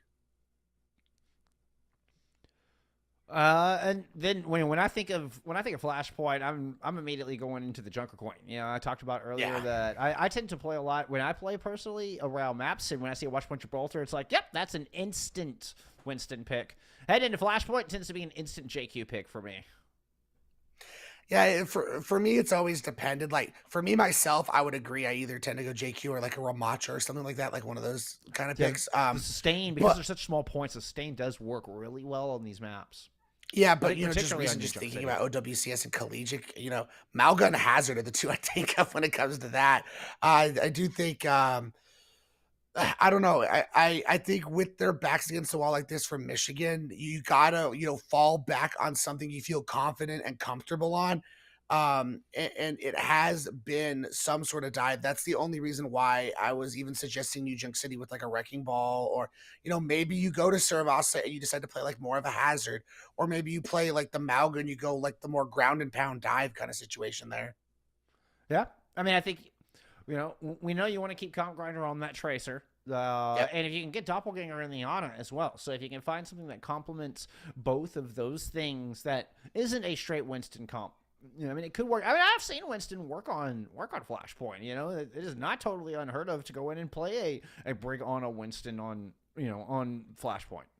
Obviously not as common, but it's where do you find the strength for everybody on your roster when it looks like you got the Tracer and the Honor have been two standouts here today for me. Couldn't agree with you more. So I mean, Michigan, they know they have to win these next 2 maps in a row. And yes, they will get the map pick for the next one. But if it goes to map 5, it's all going to be in the hands, and it's SNHU can send it to their favorite, hybrid map. So Michigan has a lot that they are facing in this next one. I think also depending on what map we go, and there's always also the possibility of Yamitra coming back in as well. So I am curious to see what Michigan is thinking between these 2 Flashpoint maps. And remember, Michigan fighting for that second place slot, fighting to kind of make sure they can stay above Sapphire and stay above in the standing. You can see though they're 3-1 as we mentioned earlier in the series, hoping to maintain that 4-1, not drop in. Sapphire try to see if they can close out here. A closeout here for Sapphire, I think, would be a huge punch up here in the Group B for Division 2, and really kind of solidify themselves up there in that top 3 alongside Shikigami, Redbirds, and Terps. Yeah, I would say we keep in mind, as we talked about the preamble coming into here, that these teams are very even. They've had very similar, matches and outcomes with similar teams they've played. So I believe top 4 make playoffs. So both teams are definitely in that. So I do think, given that you're 2-2, it has been a bigger deal for SNHU to try and get to that positive 3-2. And we do have that map pick coming in and showing to be Throne of Anubis. Oh no, okay, New Junk City. I was confused there for a second. I was like, Yeah, no, that was previously you could pick between Flashpoint and Flash last semester, right? So there was that option. I don't know. I think there may have been a little confusion there somewhere, but it is in fact Flashpoint. We have taken Clash out of the pool entirely. And so they can kind of get that a little bit more competitively ready. It's New Junk City here, as you theorized. The Flashpoint map, I mean, only 2 maps, but New Junk City does have a little bit more high ground with at least 2 of the points, right? Yeah, I was actually just going through my mental picture of both of these maps of both Flashpoints, but yeah, for sure. New Junk City definitely has a lot more high ground available, but I mean, I'm just thinking of Junkyard alone. That one has a lot of high ground to work with, and then Ducks as well. And Ducks, yeah. Ducks was the one that came to my mind. That's interesting that we both thought of high ground maps, the high ground points, but different ones. But I digress. University of Michigan needs to win this map to keep their hopes alive, and forcing a map number 5 as we take a nice look at the beautiful scenery of New Junk City. Just so I don't know, it's very creative. I love how creative and like Mad Max vibes. I love it. Yeah, I love the creative Mad Max vibes of it too. We did get Yamitra 7 back in for Claymore, by the way, so we do have that substitute there from Michigan in the top left-hand side. So far, we're being shown the Zarya versus Junker Queen once again. I feel like this is flip-flop, though. Didn't we see Toby 1 play the Zarya earlier in the series? We sure did. I think the interesting part is going with his Junker Queen, but playing it with a Brig Juno. I'm not saying it's necessarily bad. It's just not something I'm used to seeing a whole lot of. I've seen for a while there when I was calling the Mach 5 comp was getting popularity with the Lucio Juno Junker Queen, where just everybody's got speed. And, well, Sapphire is rocking a variation on that. They have that Lucio Juno backline and found a couple of picks here already, including the backline. It does get traded out as Toby 1 came up with a 2-piece throughout this fight, but that's not going to be enough to grab the cap. Listen, I'm giving some style points to SNHU because they're playing the Rock Eater themselves. I feel like we don't get to see Venture enough, and whenever you can see it happening and making it work and it working well, you get style points on my end. The Venture has some incredible burst damage potential and ability to get in and out very, very well. Not quite as good as a Tracer, but doesn't play as long the outside of Tracers. More in the thick of things than a Tracer is. Fortunately, Helios not able to get in the thick of that one as Dino returns on a Cassidy. And man, what a great pick. Talk about what you don't see very often. I think it caught Sapphire off guard. This is 3 kills on the board for Sapphire. All 3 of them here at the hands of the Peacekeeper from Dino. Yeah, to me, that was Comp Grinder and Dino throwing, plus Toby 1, but they threw so much damage onto Blobfish on the Zarya, forced out both the bubbles super early, and then were able to, blow them up and send them back to the spawn room. As now Blobfish has responded, and they are playing a Junker Queen of their own, but they will have the Lucio Kiri to go along with everything instead of the Brig Juno. So speed available for both sides, but more readily at the hand of SNHU. And the backline a little bit more survivable from SNHU as well. Yeah. Crazy Cat with a good opening pick, and that break shield's going to get broken. And that's exactly what we're talking about. Immediately on display, Helios finds Yimitra. Once that shield is gone, the Brig just doesn't have any way to move around. You lose the maneuverability of the shield bash once that shield is broken as well. So double whammy. No protection, no maneuverability, dead backline. We talked about it, how we're like, it feels like they both swapped, and Blobfish showed us, like, yeah, you know, you saw me earlier on the Junker Queen. I can style on it with little JQ as well. Calm Grinder, Pulse Bomb going against Wep. Both have been so good with these Pulse Bombs today, so I'm ready for this matchup. Well, it has been a spectacular showing of Tracer from both sides, both in the neutral and with the ultimates. There's the Pulse in. I think that was Calm Grinder's Pulse amidst their own team. There's a bit of a shout engage and the speed in, and you know what? Even though the Pulse did land, everything else did. Flawless team fight win. And it's crazy with how fast these points tick up, Jeff, that essentially this is going to be final fight for both teams to try and win this first point. Toby Wan does have the Rampage advantage, but one trick right there with the sound barrier. Yeah, I was thinking it's amazing we get so many fights on one of these points. These comps are so fast. We're going to get a Tectonic Shock coming in from Helios, pushing in off of that flank side, finds Dino immediately. Goes jumping into the back line. We're going to head to a 99 fight. Fights Doppelganger out of the air, and there's the power of the Venture. Oh, the Rock Eater getting it done. Calm Grinder, you know, showing up in the feed. You know, not to be forgotten. Wants to make sure that they make their presence known. But this first flashpoint's going over to Sapphire.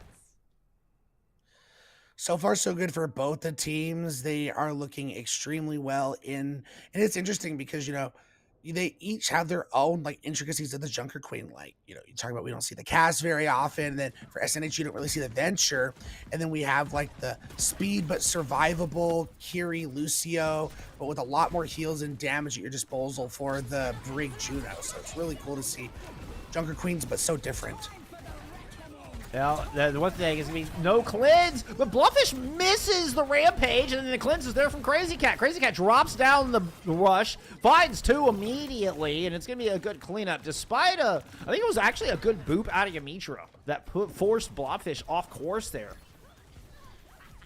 I was going to say the one advantage you do have with this Junker Queen is what we saw early on when when Juno was very busted when she first came out, was a lot of people I saw to try and counter her were using Rampage as like an anti-orbital ray. So you have that available to you to use against Michigan. We saw that play out in the fight. So that's just one ultimate advantage you're going to have. I mean, yes, for the other side, you're going to have the cleanse available for Crazy Cat, but it's just really cool to see these tits and tats and how these little things can just counter each other. I mean, we saw the power of the Suzu in that previous fight. Because Toby Wan hit everybody with that Rampage. Is now swapped over to Reese to get back in here in Calm Grinder. That Pulse Bomb completely nullified by another beautiful Suzu out of Crazy Cat. Has been pixel perfect with that very important cooldown here throughout this series.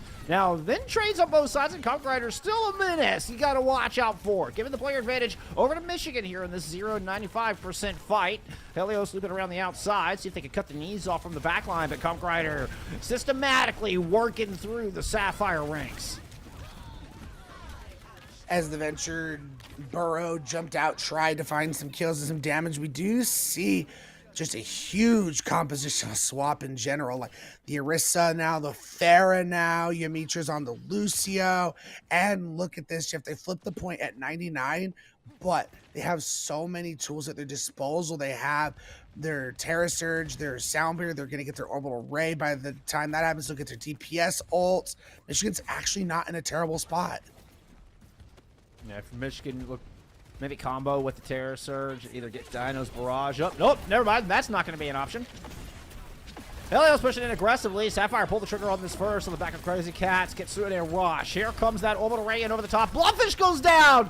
Talked about what an awesome weapon that Rampage would have been amidst that Kitsune. And Calm Grinder knew it. Targeted that pulse on the most important person possible there from Sapphire. Ends up just being a solo Terror Surge. No combo really needed. Michigan are going to take this to a final fight. I mean, if yours SNHU, you lose one trick. Was that an Ajax? Yes, it was.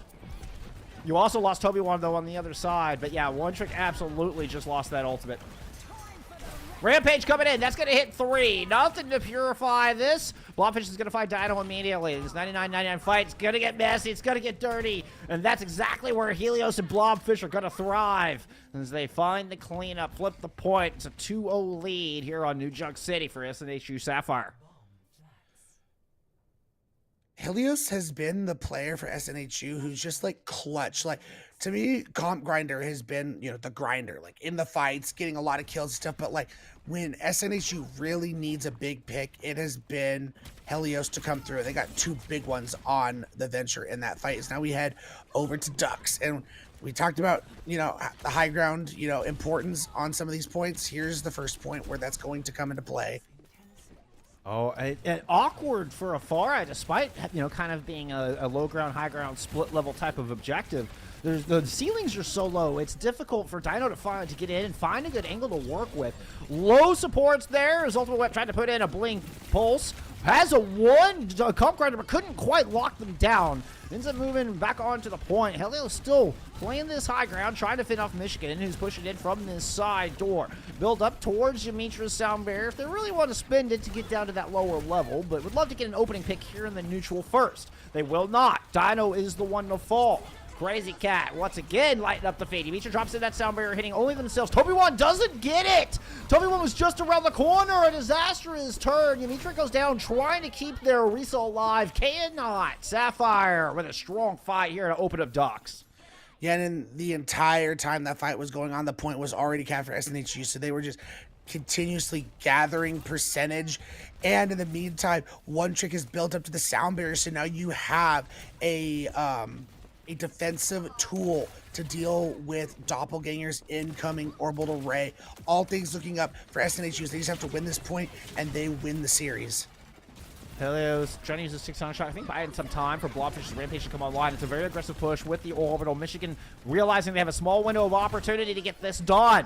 Sound barrier in from One Trick. Hits 4. Terror Surge. Hits just as many. Big slam. And Helios follows them with a beautiful 2-piece. Showing up on the venture once again. There's that clutch you're talking about. And this one is going to close out the series. It's a 3K for Helios on the venture.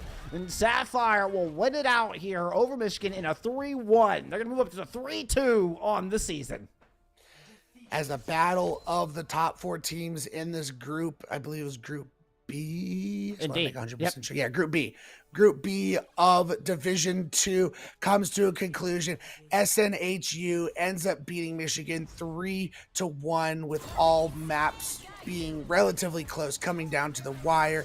I think both teams had a strong showing. SNHU able to get themselves up to 3-2. Michigan falls to 3-2 as both teams looking to make that push, making that top 4 to make Division 2 playoffs. Then that play of the game there, that was the pivotal one where even though the Rampage got booped there from Blobfish, Crazy Cat's able to get the cleanse in, get the opening 2-piece. What a great performance there to Crazy Cat in map 4. That was a wonderful back and forth, though. It was a fantastic series. You know, these are our 2 teams now deadlocked in the standings here.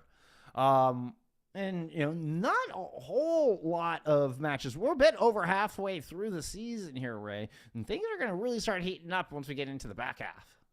Yeah, I cannot wait for that. I believe it's 3 more weeks, and then we get into playoffs, baby. So, with that, you just witnessed SNHU. You know, I wouldn't say easily, but, you know, nice and comfortable 3-1 victory over University of Michigan. We do have one more match for you guys that we will be going live in about 30 minutes.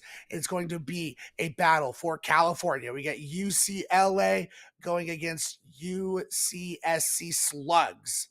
We'll find out who wins that match right after this break. What do you make of this up here? Just showed up in the yard a couple days Has a ago. dog been digging in there? I don't think so, dude. That goes way down in there. Seriously, did you just lose your meat stick? Yeah.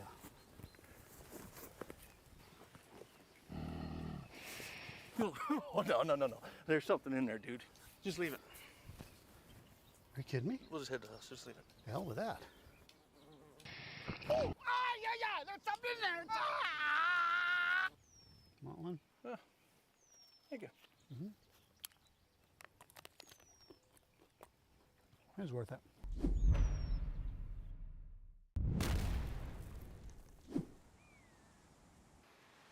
Oh man, this is incredible. Wow. Huh? Yeah, that's pretty cool. It is pretty cool. Hey man, grab me a meat stick. I think I can reach it if I just a little more. Just let me go a little. I can't. Just a little more. I almost got it. Careful! Oh God! No. Come on, just reach. Reach. Just grab my hand. I can't hold it. Grab my hand. Give me the meat stick. This other hand's closer. The one with the stick is. Oh.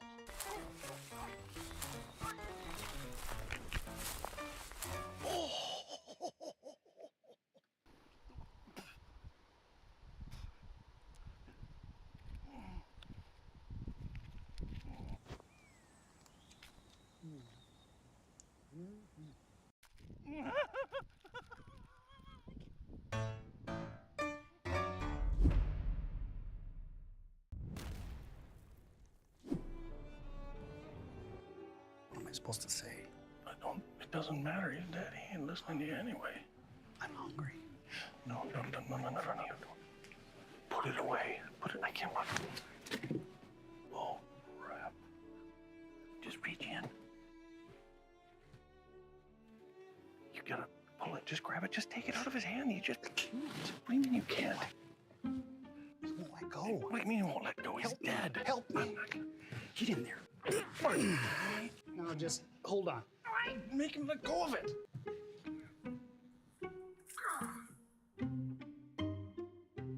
No, I got you. Just go in for a hug. Go and get on in there. It's a bad loss. Yeah, hug him up. Just reach. Hug him up. He's breathing. On the other side. Go. I can't. Just- I can't do it.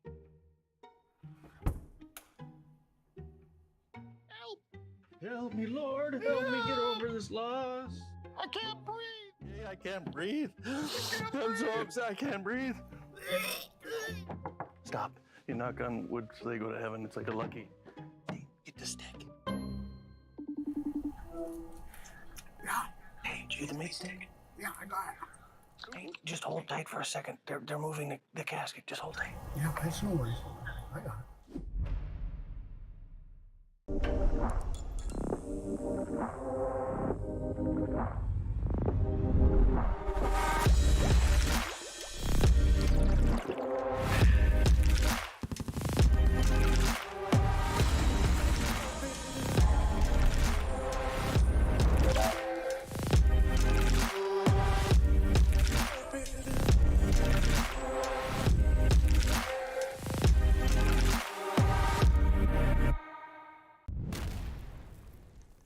Oh, what an awesome day for a pump, dude. Yeah, I gotta take it easy. Doc says if I exert myself, I will die. You overexert yourself, you will die. I'll tell you what. You finish the workout, all these could be yours. That looks good. A little bit of honey ham for the ham. Get after it, and that's your get after it, and that's your treat. Hey, do the exercise, do the work, then you get the reward. That's how this works, man. You gotta give it max effort, maximum effort. That's what I'm talking about, baby. Big hams. Make it work, those hams. Work 'em. Putting in the work. Yeah, baby. Yes. Dude, this is a spicy workout. Gotta make it worth it. Building the beef and bringing home the bacon, baby. I'm loving it. Teriyaki is just about within your reach. Come on, get you some. Come on. Ooh, ooh. Maximum effort. Maximum effort. You're there. You're almost there.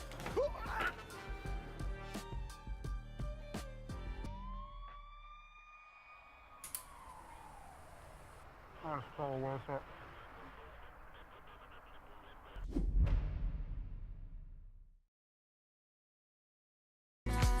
No longer fear the worst. You are the calm to my storm. You could take the wind, and all the winds turn calm. Weighing on our shoulder is the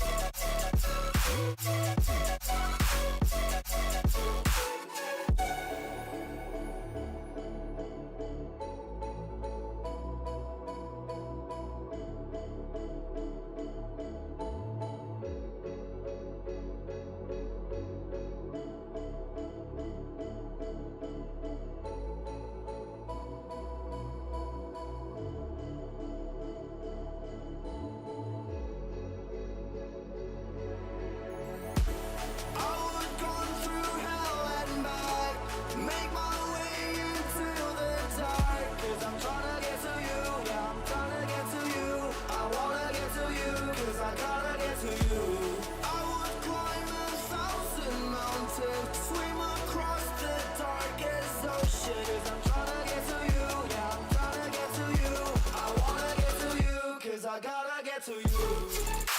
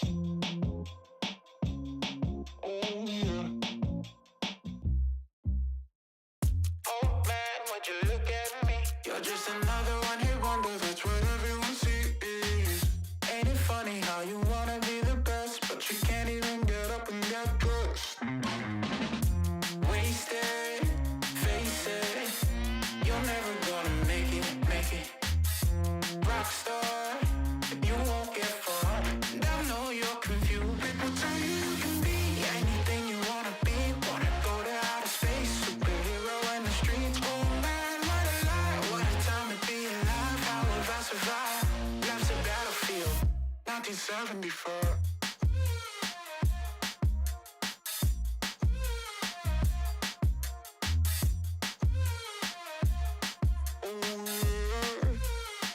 I think I'm going insane.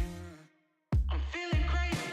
Can't get it out of my head. Oh no, if the devil inside takes hold, then I just might wind up dead.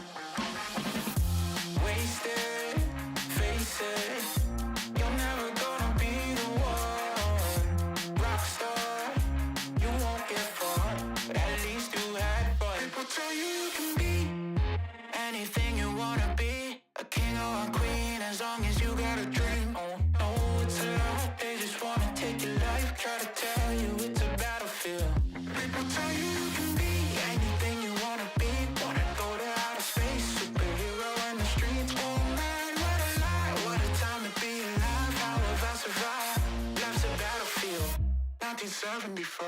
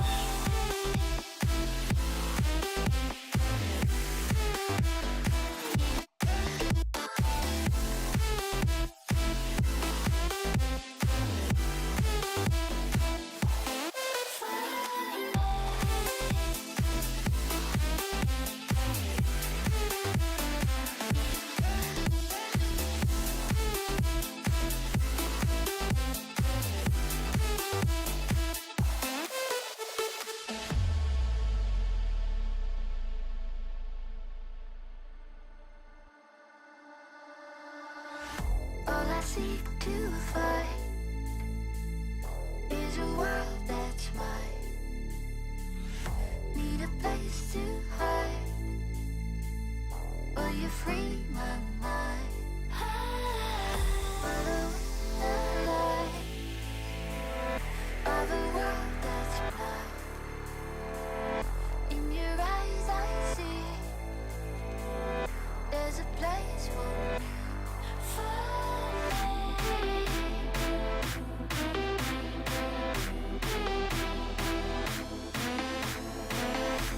your eyes I see there's a place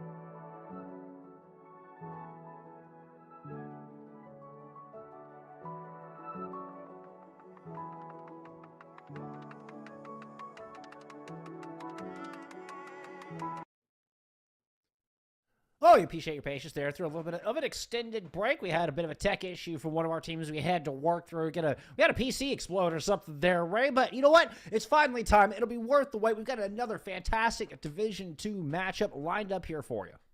I know it's been almost an hour for you guys, so just a little bit of a reminder. We got the Battle of California on the line. UCLA Esports going against UCSCA, the Slugs, baby. I'm very excited to see how this is going to throw down between two of these teams too. Now, this is Division A, or Group A for Division 2.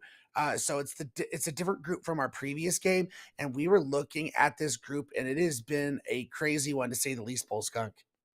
Yeah, nothing but 3-0s. Well, 15 of the 16 matches so far this semester in this Group A have been 3-0s, creating for very interesting numbers here. We're talking, the Slugs lose in an 0-3 to Illinois Wesleyan, and UCL are able to 3-0 Illinois Wesleyan, right? You think, okay, well, that means UCL should be able, that is firmly the second seed. They are actually the second seed, but we see UCLA drop an 0-3 to Northwestern, where the Slugs are able to 3-0 that squad. So it seems like everybody kind of 3-0ing everybody right now here in this Division II Group A. Yeah, it's quite a perplexing situation, as you guys can see on the screen. First map going to be Lijiang Towers. UCLA banned out Ilios, so seems like not that they can't play dive, but they don't want to start out on that, that's for sure, as Lijiang Tower definitely known a little bit more for its brawl-centric capabilities. Yep, both of these teams chasing the Bronco Esports Black Squad, who have been flawless throughout the season. It is that extra loss there for UCSC. See the Slugs coming in 2-2, UCLA coming in 3-1. That one additional loss is that number one squad of Bronco Esports Black. UCLA have not faced them yet, so I think we're in for a pretty even matchup here. Y'all, kind of a similar story to what we saw last time. It's again the number 2 and number 4 seeds fighting to really prove themselves to catch up with the number 1. Yes, I'm sure a lot of you are going to recognize Zebra from the side of UCSC, our favorite resident Doomfist player, already auto-locking that, coming into Control Center. No surprises here. On the side of UCLA, Lime looking like they're going to want to combat this Doomfist. They're going to look to play a Junker Queen composition. Yeah, some interesting, noteworthy names here I want to touch on before we get into this. Go back over the Slugs. Nevermind has been a big next up here in NA. An amazing flex DPS player currently playing for Avidity, a top 5 team in OWCS this past stage 1. He's going to pull out the Pharah here. On the other side, still some high-level competitive experience. Tropic Gym and Consta both play for a team called Boop Trip. That is an NA Master team playing in Faceit League Master Division. So they got some high-level competitive experience as well. This should be a good one here. As the NVM on the off angle coming from the outside, trying to look for a pick to dive in with their Doomfist, gets very low, has to back out. Yeah, Nevermind is low, but does manage to survive, and Zebra's able to find Lime with that pick. You're talking about a resident favorite Doomfist player, maybe the most famous Doomfist player in all of Overwatch at this point. This is going to be some quick picks, and finally the cleanup, this will come through for the Slugs, and they should be able to grab first cap on it, looking for some more picks on the way out. Yeah, ironically, when I think of Doomfist, I literally think of Zebra and Dante. Like, those are the two names that come to mind to me when it comes to high-level Doomfist players in the game of Overwatch. As we see UCSC, that's the thing about Zebra is, he's going to play Doomfist, but it doesn't matter. He still makes it work, and he's just so good at it.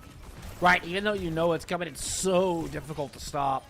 And Doomfist, I mean, especially in this meta, nobody's playing Doomfist. Nobody is practicing against Doomfist. It's very hard to scrim against this kind of a composition, especially when you start throwing kind of the weird, glitchy version in with the Moira coming in. Nevermind playing on this outside of the Pharah. Once again, we're going to see Zebra grab an early pick, and it's just holding this choke.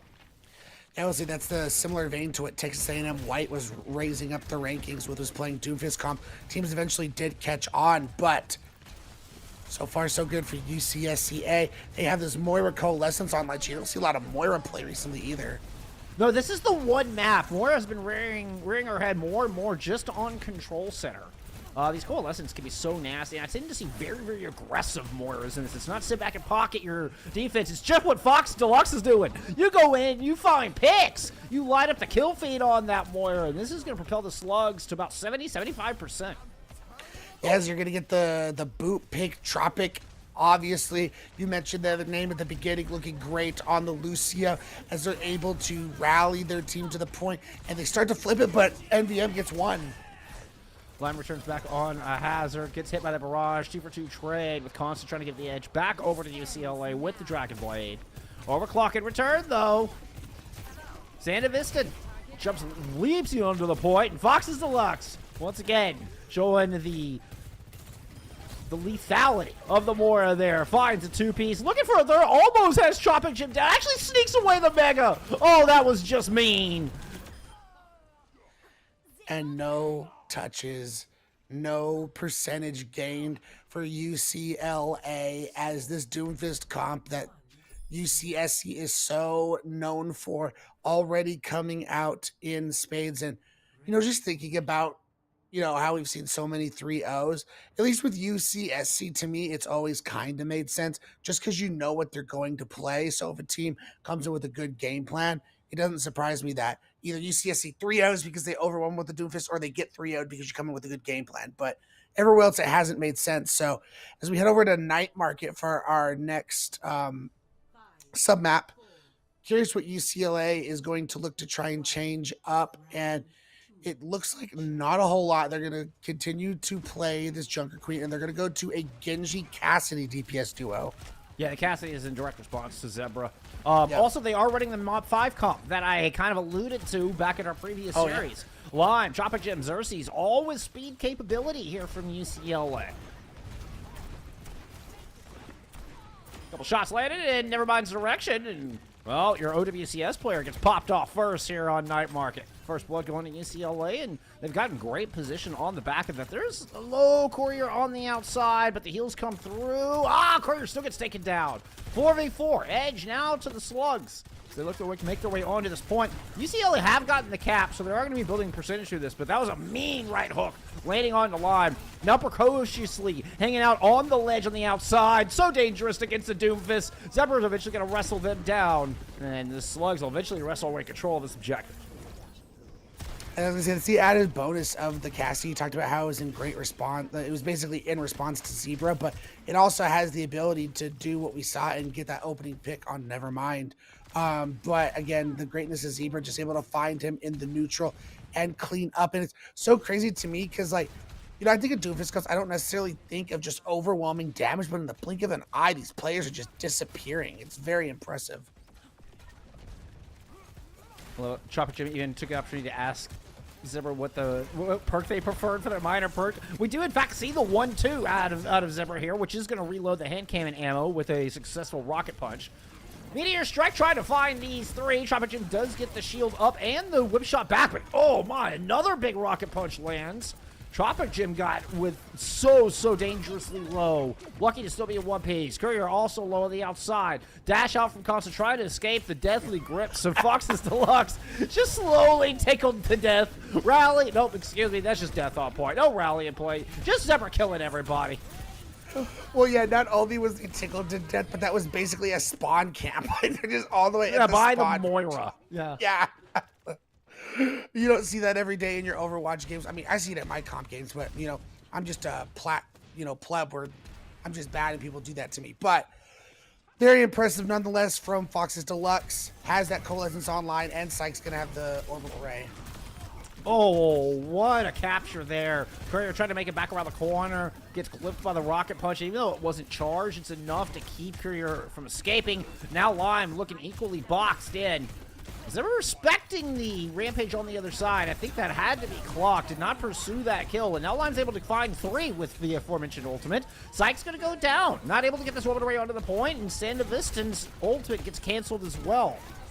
Lime finds 2 here in the later stages of this fight. And UCLA will grab it, though, giving up 99% before they're able to do so.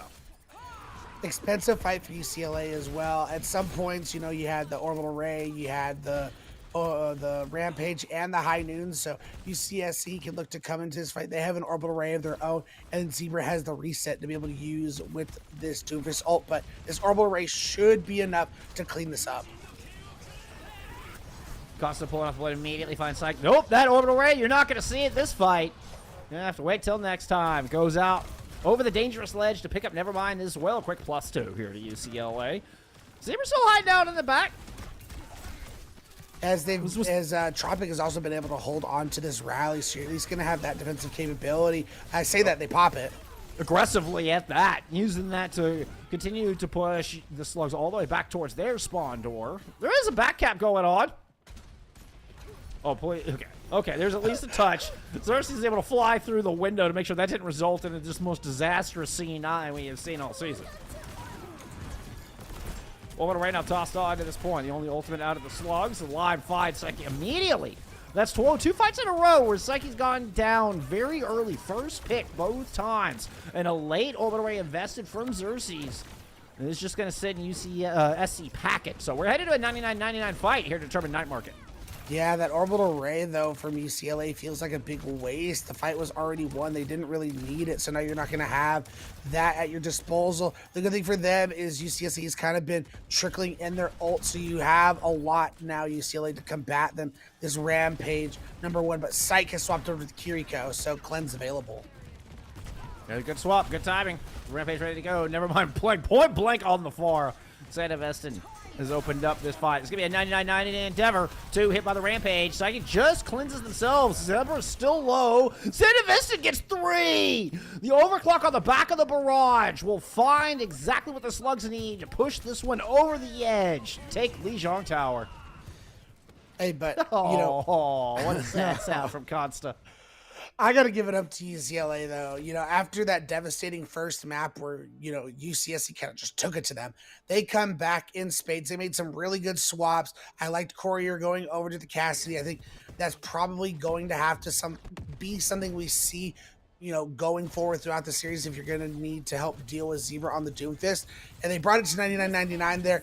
I feel like if they would have just held on to that orbital ray for that final fight, it might have been the ingredient to give them a winning recipe to take us to map 3. Oh, I didn't even realize Courier had gone to Deadeye there. Yeah. That OC there at the end. Like, was trying to give us the time, we no, didn't have the time. Nobody was giving Courier the time, unfortunately.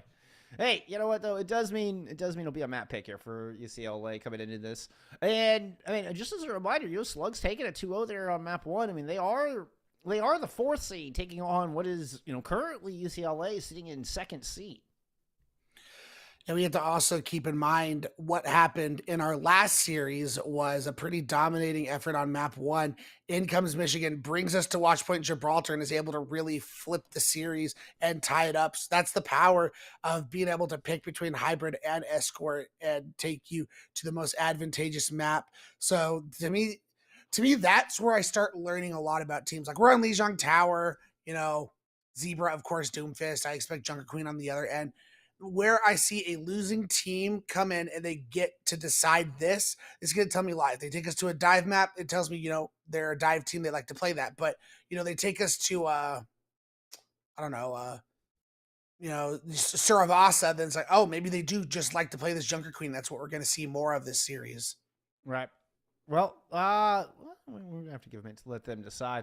I got to say, it does, when you're going up against, a unique composition like we're seeing from the Slugs, and I was talking about how hard it is to prepare for something like this, it does change your approach on these maps as well. Then, you're not just thinking what map is going to be strong for the compositions we like to run. You got to start thinking about, okay, we know they're playing this very specific style. What map can we pick? Even what game type can we pick to kind of help minimize the effectiveness of, so far it's been a very interesting and very effective Pharah Doomfist composition.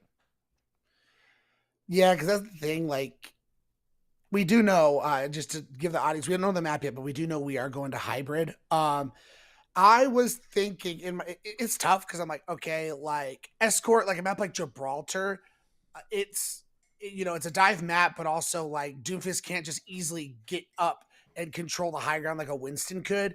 Right. But then it's also like a good, kind of, some of those Escort maps can also be really good for Thera. So I wasn't sure exactly where you wanted to take it here, because like Hybrid tend to, have a lot of close quarter capabilities, like Blizzard World, for example. Doomfist very viable there. Kings Row also. So, but we are going Hybrid. We just don't know the map yet. So I think if you're UCSC, most of these Hybrid maps, you feel pretty good about being able to continue playing this Doomfist. Yeah, I was thinking Kings or something a little more close quarters. Something that it's not just about close quarters, but long sight lines. Yeah. Best way to punish a Doomfist, do the damage before. So by the time the Doomfist lands, they've already taken so much hurt and so much pressure, they're not able to continually be effective. Either that or just bunch up in a Ramatra Death Ball-y kind of comp. When the Doomfist comes in, all eyes just turn on to the Doom, and everybody just annihilate the Doomfist as quick as possible. But that means you have to have corners and areas you can bunch up on. So Kings Row, I think yep. Well, Yeah, as a Mr. matter of Big fact, Brain over here. I was waiting for you to be done because I was gonna just compliment how big your brain was to be able to decipher that. And I was like, man, the amount of work you've been putting over there in Face It League, you've really continued to grow and learn even more, man. Kings Row. Oh, you're too kind. You're too kind. Yeah.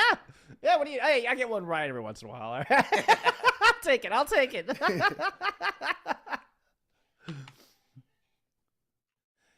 We're gonna start us off with the defense here. I think this is gonna be very telling. I like they're gonna kick us off with the defense because they're not gonna be able to swap. On the attack, you can kind of change up what your approach is going to be, but UCLA have to kind of commit to whatever composition they want to fend off this Doomfist with immediately. So it puts a little bit of pressure on them from a defensive standpoint. See, to me, that's always been interesting. There's always been this theory of, because, if you win, you tend to get to pick the side, right? If you won the first map, for the second map, you get to pick what side, whether you attack or defend. And I've always had this theory. I'm not saying it's right, but in my head, I've always felt like after winning the first map, if I'm really feeling myself, I want to defend because I'm trying to first point hold you. I'm not saying that's how it always is, but that's just my feeling. So I don't. I agree with what you were saying, where UCLA, they're going to have to, they can't swap on this defense, so they have to come out ready for this Doomfist. Never mind, just randomly DM'd me, by the way. Completely unrelated. I don't even think they know I'm casting him right now. I was like, I'm casting your match right now, right? Completely unrelated project. That's hysterical. Oh, that's hilarious. That's good. That's good. Yeah. Okay, it's gonna be a. I love this actually. It's a Zarya defense here. The bubbles are exceedingly good at minimizing the impact of the Doomfist. You deny a lot of the impact, which denies a lot of the shielding that a Doomfist gets, as well as protecting your own teammates. Yeah, and then that Zarya charge can really eat through Doomfist pretty quickly if you don't mitigate a lot of that damage from the Zarya as well. So I think it's a well-constructed composition. They just got to make it work, and that's a great opening pick. Yep, Xerxes lighting up the fade. These carries, it's always so fun to watch. You got to respect the Kuda. I know that headshot, may have been nerfed a little bit over the past year, but still vicious. Costa Ed picks up a kill on his Sand Vista. So far, so good here for the defense in UCLA. Yeah, I gotta hope UCLA is gonna break the 3-0 curse and give us a great series, as Consta is absolutely having a map so far on this Tracer, just cleaning up the kills. And now you're in a situation for UCLA where they're holding their ground pretty well with the Zarya. Corey's been able to have great sightlines, same with Xerxes. They just gotta keep up this momentum. Don't give any kind of angle or room for UCSC to open. Yeah, you give the slugs an inch, they're going to take a mile, or, a map of Kings Row, so I suppose a kilometer, considering we're in good old UK. We have the Moira composition here with this as well, which I still find fascinating. Like I mentioned, you tend to see the control center. I don't think I've ever seen it on Kings. Great stick out of Costa here, though. And it's going to give that big advantage over to the defense before Fox's Deluxe can get that Coalescence online. And there's the cleanup picks. About a minute and a half eating off the clock so far here from UCLA. Interesting fact, I did learn the other day talking to my friend in the UK that for their cars and like when they talk about distance, they actually use miles. Like their cars are in miles per hour. I did not know that. But for UCLA, they have a sound barrier on the line and a space buying ultimate, which is this high noon. Fox Deluxe been great with the Coalescence is down. Oh, what a beautiful flank there from Courier. A dangerous move to try to stick your nose out the front side of Hotel, and is able to find the flank, take Fox's Deluxe out, follows up with another two-piece after that one. Ends up with 3 for Courier, and It didn't quite fend off the Doomfist there on map 1, but the cast is working out pretty well here on King's Row. It did, at some point, Kitsune Rush had to be used. So UCSC, you're in a situation now where you come in, you have every single ult. Again, this is all going to be about judicial use. You don't want to come in and just use all 5. I would be looking to use Orbital Ray plus maybe an Overclock. You only want to use 2 to get this point. Well, that would be ideal. It's actually going to be the Coalescence to start that off. Okay. I like that one. You're going to force UCLA to kind of take cover, fall back behind some corners. This actually separates the defense. Lime and one other were trapped inside a hotel. Santa Vista dropped that OC super early. Wasted a lot of charge on that one. Does make up for it with some good shots, but it's not enough to find the kill on the Lime. Saw Barrier in as well as a Graviton Surge, holding at least one in that. Psyche's going to fall, and a lonely, sad Orbital Ray drifts off from the rest of the slugs as this attack falls apart. Less than a minute to go. I will say, so you got Sound Barrier out in exchange for that Orbital Ray, as we do see the swap going over to the Kiri. But now, if you're Nevermind, you're free to Blade with not a defense. I mean, yes, you're going to have to deal with Xerxes Suzu, but, force that out and then use the Blade, and you are going to be looking at some free kills, sir. Nevermind staging on statue right now. Ooh, wants to push in through Hotel. Gave a little bit of mine to Consta, but back on the mission. Oh, but ignored their back for way too long. The flank comes in. Courier does end up paying for it. Meteor Strike lands in from Zebra here to hold the choke. Only 2 ticks needed for the Slugs to get this point, but they're going to have to do it without their Kiriko. And without their healers at all. Constant Xerxes able to cut the knees off of this attack. 3 seconds remain. We're going to dash onto the point here from Nevermind. Has a blade in the pocket. Santa Vista is down. Zebra's still on this point as the Katana has been unleashed. Good bubble to protect the Lucio, so turns their attention onto Lime. Lime's not having any of it. Melts through that blade. This is going to be a full hold here out of UCLA. What a clap back on their own map pick. As UCLA has said, we have adjusted to your Doomfist. We raise you a Zarya in a close quarters long sightlines map like King's Row. We're able to mitigate everything you're trying to do. 49% essentially capture progress for UCSC. So technically it is still winnable for them, as UCLA hoping to break the curse of Group A and not make this a 3-0. I mean, the fuller hold is possible. The only thing we know for sure is we're not getting a draw.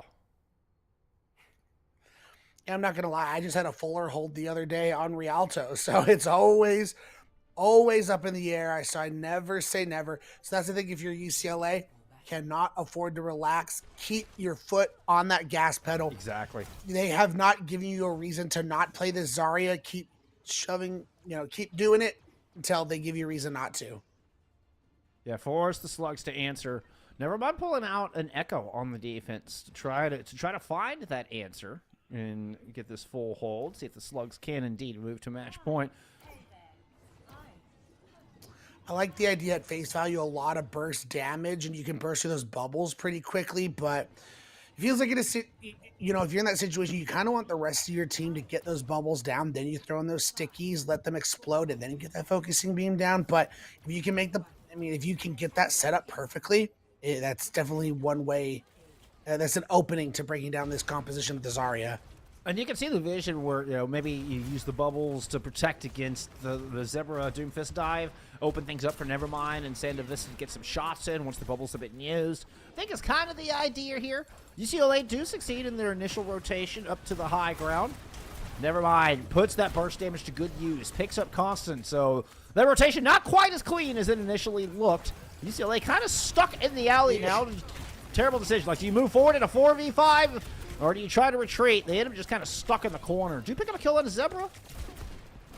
Yeah, they'll be back fast on the Doomfist, though. And I'm just like, you're basically opening yourself up to free punches from Zebra. Like, there's going to be like, oh, you're going to be in a long corridor where I can easily just charge up a punch. Okay. And they just eat that alive, and Nevermind's able to clean up. So I think that's not the rotation you're wanting to make of your UCLA.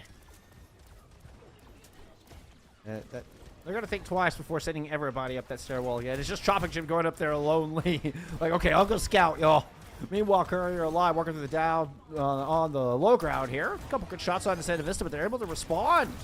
Clean off that side flank where Tropic Jim was trying to push up those stairs, and UCLA, once again, fall a bit flat, as well as Zebra just smashes them into a pancake. As UCSC really responding. I mean, so far so good. It's a minute and a half on the clock. Still plenty of time to work with for both teams as ultimates are now mounting. So this is where things are going to get interesting and making sure, you know, one big ultimate from one player on either team can really throw everything into a flux. Bubbles use early block out there from Zero on the front line. Never mind looping around into the back, trying to find opportunity to use that duplicate, but Costa finds the opening first. And UCLA might have just gotten the thing they needed. Courier gets shut down mid-Deadeye. Sound barrier out from the attacking UCLA, trying to push in this 4v4. Duplicate used onto the Zarya, backed up here by a Kitsune Rush. Trying to get that grab up, but it gets shut down. Never mind, not going to get it to this time. Fox looks trades out for what is Zimmer's still on this point, but you got to protect for less than 50%. And UCLA are already starting to build percentage. They got to kill on the Sand of Vincent, and that's looking like the beginning of the end. There comes the block up. Zebra down, lands a punch in. Meteor strike used, trying to drop right into Lime. No bubble to protect it. Lime is low, but has the Graviton. Got two with it. Both supports now down. There's an orbital up, but that beam from space is not going to be enough. UCLA tie the series. And the curse has been lifted as UCLA ties up the series, forces a map number 3, and it seems like they have answers for this Doomfist comp that quelled them on Lee Zhang Tower. And now I think what it's really going to come down to is these map picks, and UCSC going to want to take us to maps where, you know, plenty of room for this Doomfist to work, while UCLA going to take us to these maps with long sight lines and just abilities, as you mentioned, to be able to burst that Doomfist down before they can look to find those squishy, isolated targets and find picks. Well, I mean, it'll be the Slugs map pick. You know, they'll get their choice when we head to push. It feels like any one of those maps could be good for a Doomfist composition. We're going to go a couple minutes to figure that out, go to a quick break. When we return, we'll see you back here for map 3. Don't go anywhere. Oh, what an awesome day for a pump, dude. Yeah, I gotta take it easy. Doc says if I exert myself, I will die. You overexert yourself, you will die. I'll tell you what, you finish the workout, all these could be yours. That looks good. A little bit of honey ham for the ham. Get after it, and that's your, nope, get after it, and that's your treat. Hey, do the exercise, do the work, then you get the reward. That's how this works, man. You gotta give it max effort, maximum effort. That's what I'm talking about, baby. Big hams. Make it work, those hams. Work 'em. Putting in the work. Yeah, baby. Yes. Dude, this is a spicy workout. Gotta make it worth it. Building the beef and bringing home the bacon, baby. I'm loving it. Teriyaki is just about within your reach. Come on, get you some. Come on. Ooh, ooh. Maximum effort. Maximum effort. You're there. You're almost there.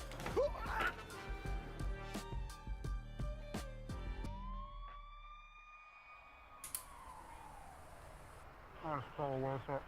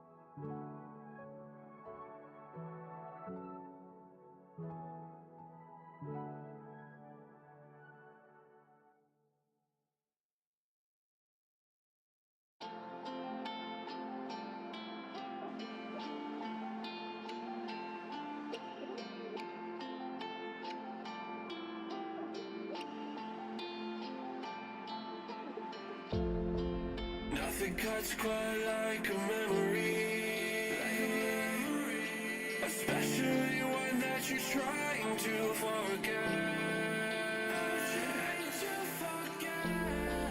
But I can't find the energy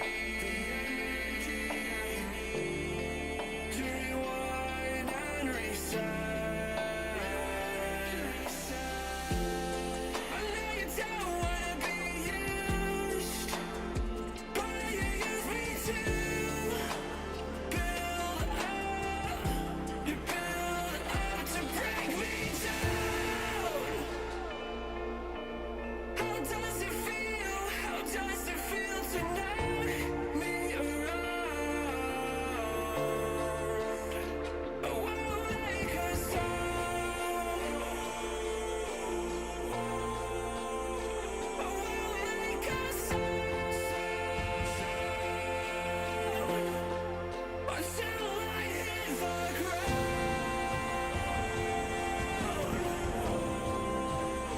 Oh, I'll make a sound. So don't shoot me down. Alright, we're not broken. We're just getting off the ground. Afraid of the surround.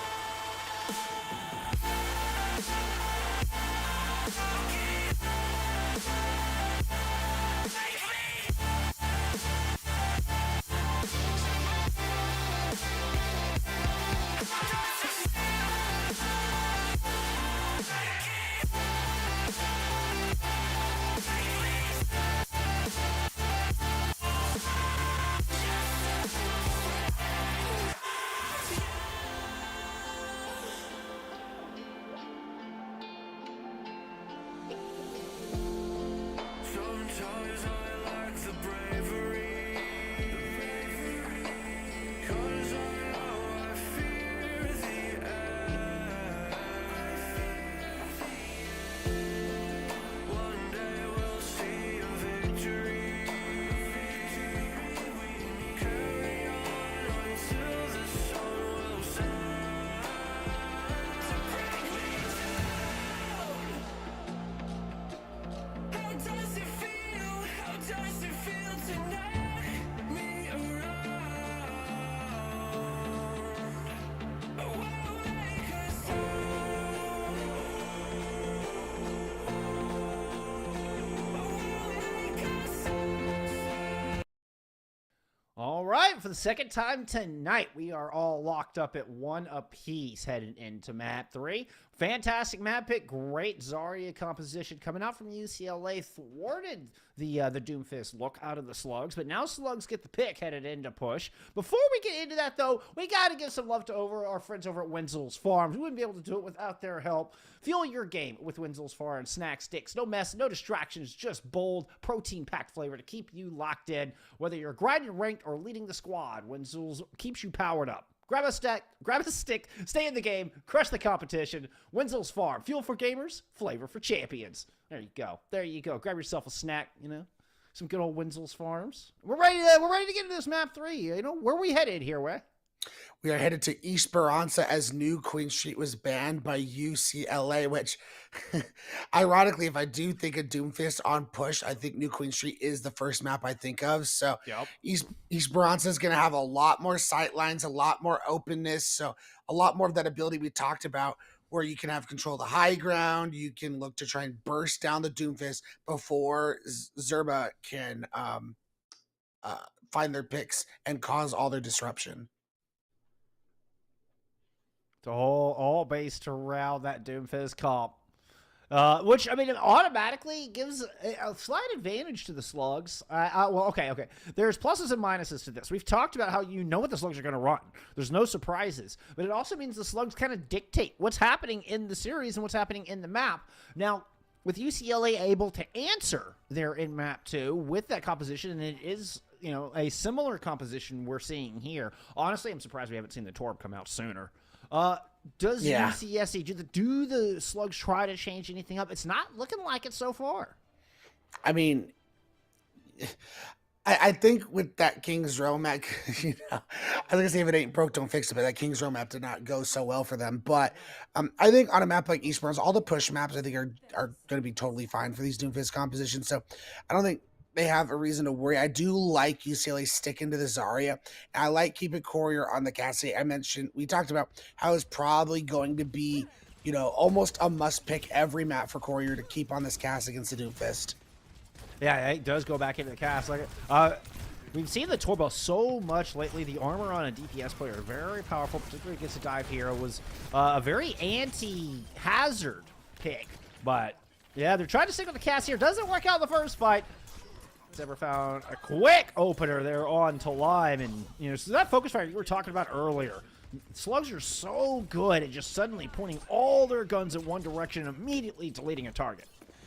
Here's my other question is, I like this already, I like what we see, but another option to try and deal with this Doomfist is also going to be possibly swapping over to an Orisa.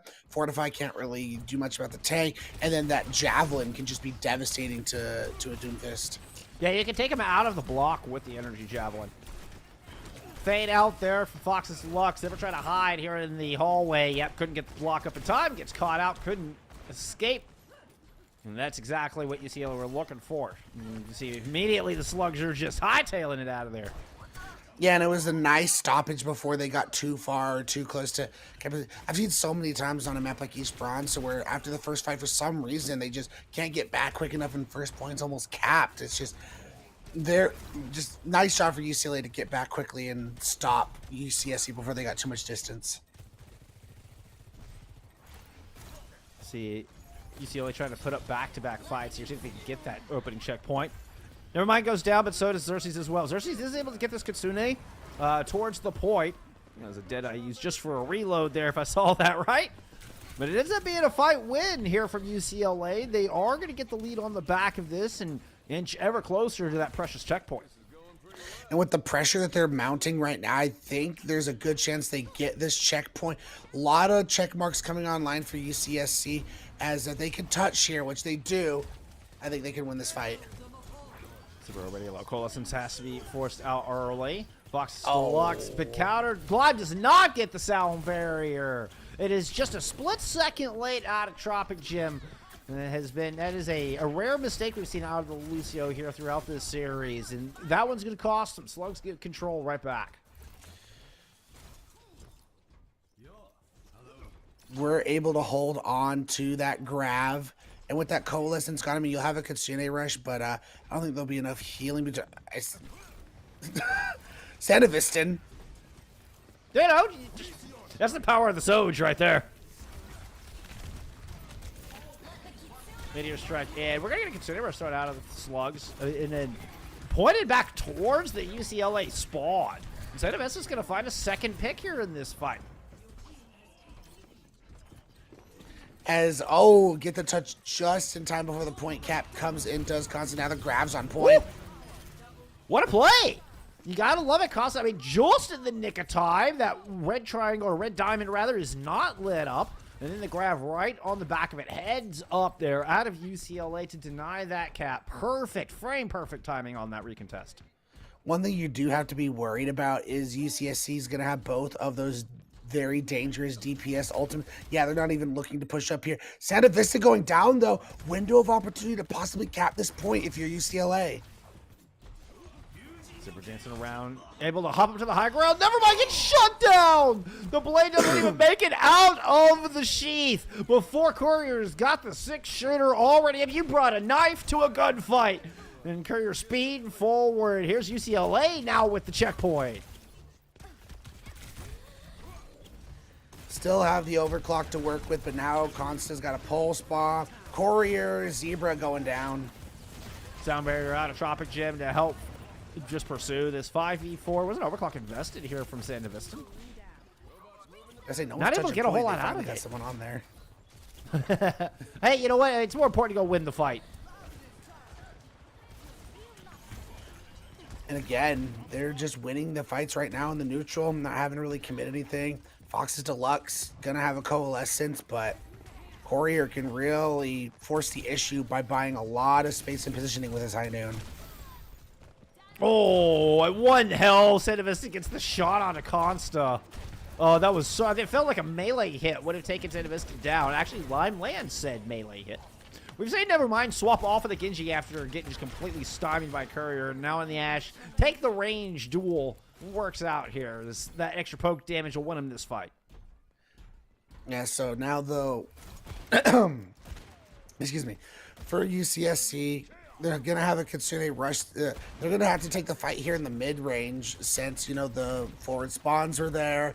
So they're going to have to commit some of these ults to try and make sure they get this point cap. Oh, and Constant going down. Just looking worse and worse here for UCLA to try to stop that cap. Courier in the hallway. Just no room to work. Meteor Strike as well as Kitsune and Zebra Pines 3. And that's going to be the close spawns unlocked. Considering you had early advantage with those picks, the fact that you still got them to use both the Meteor Strike and the Kitsune Rush, I feel is a big win for the side of UCLA. Now they're coming up on every single ultimate in their war chest, and they get Sedavistan.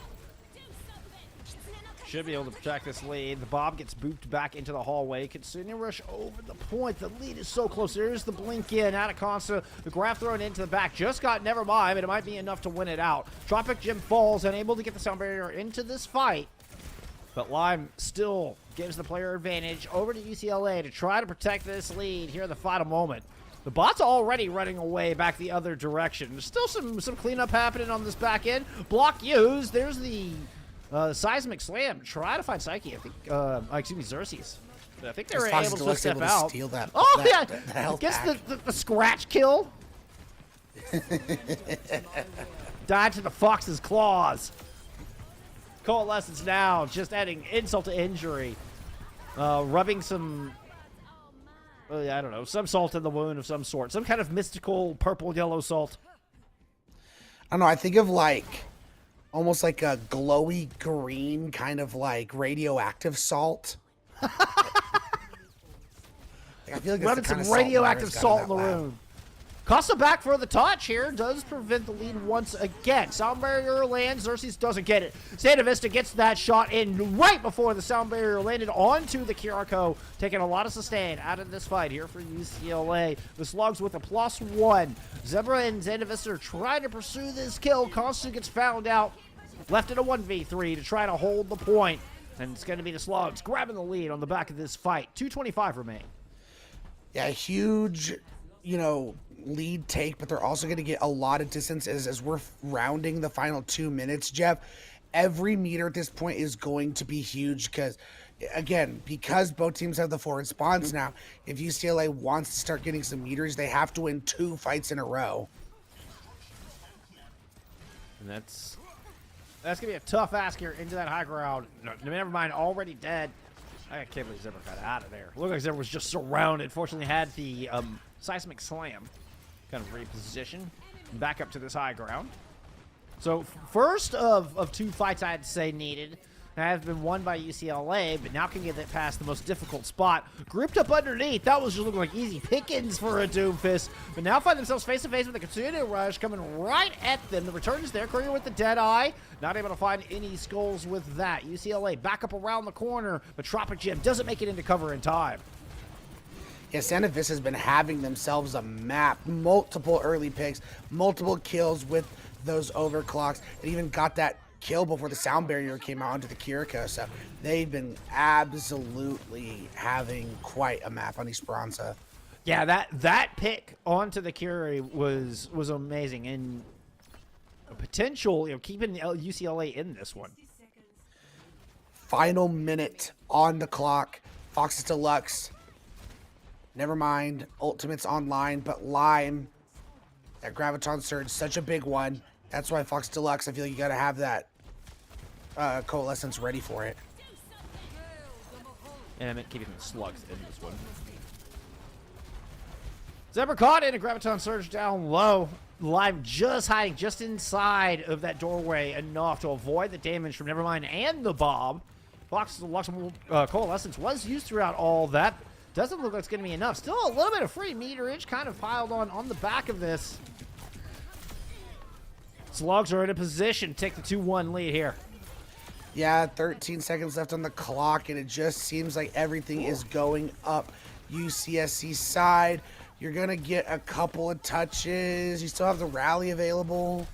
Yeah, there was a 2-for-1 trade here for UCLA, and they're able to find Zimmer as well. So with that, okay, we're going to get an overtime fight here, and I think it's going to take 2 here, Ray. I think it's going to take 2. And Sandavestin has an overclock. We talked about how well they've been playing this map. Can they come up with the goods? Yep, they absolutely can. Finds Xerxes just before they're able to get that continuation into this fight. Now Psyche has one of their own into this. Tropic Gym trying to fend it off with this rally. See if they can just sneak back into cover. Top line up while all this is going on. Live just getting bounced around like a rag doll. Eventually pushed all the way back into the spawn doors. And UCLA running out of punch and power to get it done here in map 3 as the Slugs Doomfist now have control. Just a little bit of cleanup left, and that's the 2-1 lead. Both teams, very close map. UCSC able to sneak it out. And again, I still think it comes down to that Curie pick that Sandavestin was able to get prior to that sound barrier coming online. Totally disrupted what UCLA was going to be able to do there. And they're able to win the fight as, again, Doomfist composition looking really good on a map pick that the Slugs took us to. So it's kind of been, the story of the series. Now UCLA is going to be in the driver's seat. The only thing is it is push. So it is a flashpoint. So there's only going to be 2 choices. And I think they're both fine maps for Doomfist. So it's not like you can be like, let's go to that 3rd flashpoint map that they're coming out with that we know you can't play Doomfist on. Like, nah, there's not that. I think if you want to stick in the Zarya composition, which is what worked for UCLA on that map 2 of Kings Row, Saravasa. You've got to go Saravasa. Yeah. You've got to. Yeah. You can't be messing around with kind of the a little bit of the strangeness, a little bit of the oddity that comes in with New Junk City. Not just about the high ground, but there's just a couple of strange points that can be difficult for a Zarya to navigate. Now, with that said, I will make the caveat that her jump perk is kind of rad in that regard and can help overcome that. The one that gives you extra 75% jump damage on your alt fire, it is Jump Ups is actually the name of it, Jump Ups. You can get to some crazy cool places with that perk. So it does open up a little bit more options for Zarya on some of those maps that have a little bit more high ground that you have to navigate.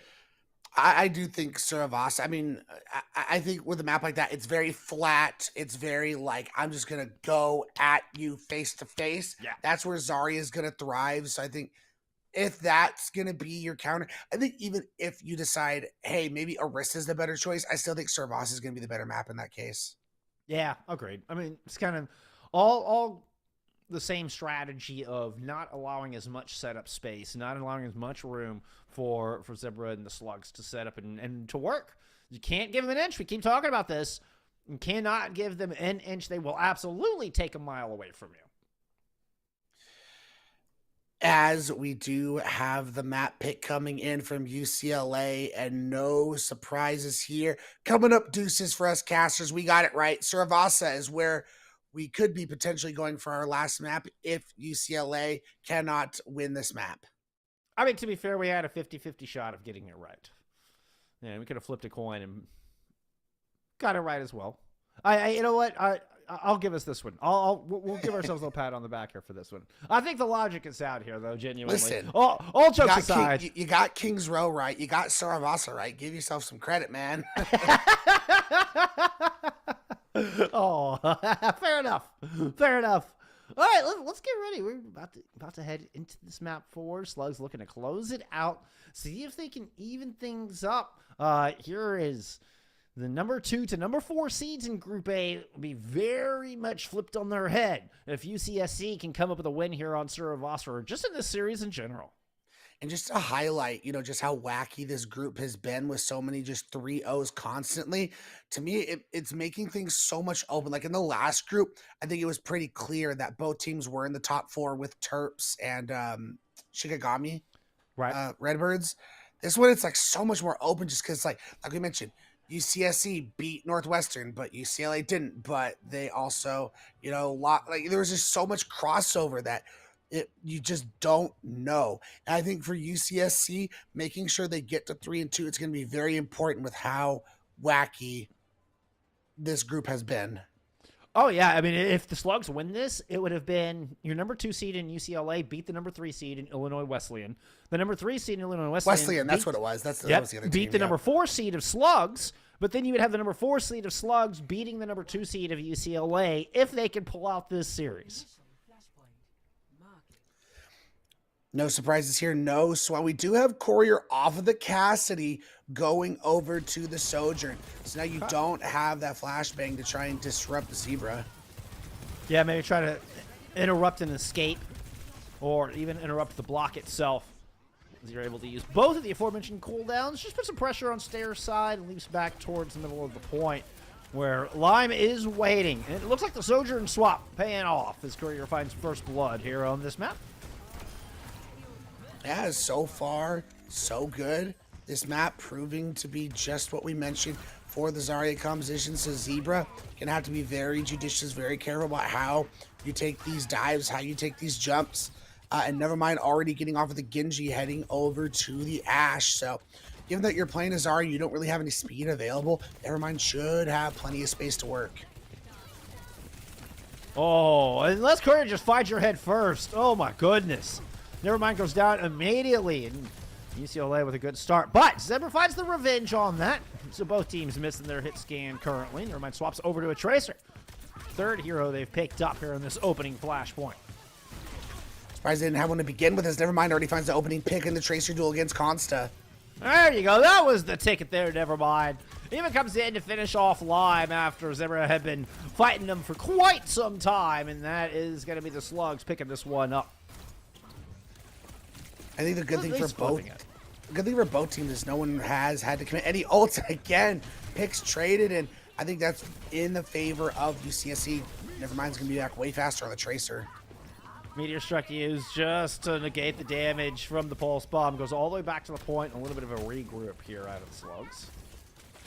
Coalescence at the ready here from Vox Deluxe. You've got, in fact, all 4 support ults on Lime, ready to go here in this lobby. It looks like they're all being thrown in. Lime throws in and Graviton Surge as well. Just to secure that kill onto Nevermind. Santa Vista overclock from the high ground, but there's a big old rally shield in the way. Suzu used to negate some of that damage as well. Now the bubble popped and Santa Vista gets just run down. Did anybody catch the number on that truck? And a late Kitsune Rush coming in from Psych. They were trying to hopefully use that to flip the fight, but just as it was thrown out, 2 kills were found from UCLA, so it ended up being a wash. Very unfortunate for the side of UCSC, as UCLA flips point 1 on its head, goes up 1-0, as they're now rotating. I believe it looks like Palace is going to be the next map, and Courier still has this overclock. We kind of got a fight in rotation. Indeed, they are trying to back into Palace. Recall forced out from Nevermind. Psyche's found Courier. Nevermind did try to invest a pulse. Maybe that was what put Courier in a bad spot. Either way, pair of opening picks here for the Slugs as they move on to the Palace. That's kind of what you got to be looking for, especially Courier's the one who had the big ult to be able to commit here. Psych being able to get that early. I'm not even sure if UCLA was expecting UCSC to be ready to take a fight up close like that in rotation after losing the point that quickly. A little pressure from this flank side. Constant now giving chase and force a little Tracer duel on the outside. Meanwhile, back on the 4v4, Courier's got the OC on the point. A couple of shots land in the distance, but the overclock not securing anything just yet. Guns all pointed at Zebra. They're able to back into some cover. Coalescence. They're finally turned on to Zebra to try to top them up. Graviton Surge is going to get vested in. That catches to Zebra low. The reload is, well, not enough to keep them alive. I thought there might have been a moment to breathe. In fact, actually, it is kind of a moment to breathe. I hate when I forget to reload before a grav, Ray. Yeah. You did get a steal a good 17% away from the side of UCSCA. But in the meantime, they've been building a lot of ults. You use both your Kitsune Rush and your Graviton Surge there. It's not looking great for UCLA on the second point. Big punch in. Look like Lime. Oh, that's the second bubble out of Lime. Meteor Strike ready to go and pressure in on to Xerxes, getting all of their cooldowns out. Rally now pop to try to keep the Kiriko alive. It succeeds, but not against the Pulse Bomb to keep Courier alive. Psych goes down. Traffic Jam just spinning in circles. Slugs come out with point B, or the second objective, rather. Great comeback. They really made some good adjustments. I think they played their angles really well. Sanavestin and Nevermind have really found their stride. And now that Nevermind's on the Tracer, as Lime getting off the Zarya, going over to the Junker Queen now. Ooh, okay. Now, this is interesting. If it wasn't already just brawly and sluggy enough on these points, this is just going to be two heavyweights, like no guard, all haymakers. So I will say, UCLA shut me up a little bit. I was literally going to make a comment before they got 2 kills. I was like, kind of saw how this played out in Lijiang Tower, and it didn't go well for them. But so far, so good for them as Sanavestin pops the overclock. We'll find Consta up the stairwell. Ooh, beautiful shot on Chop Jim as well. A lot of damage into Lime and a beautiful overclock. Spectacular, as a matter of fact.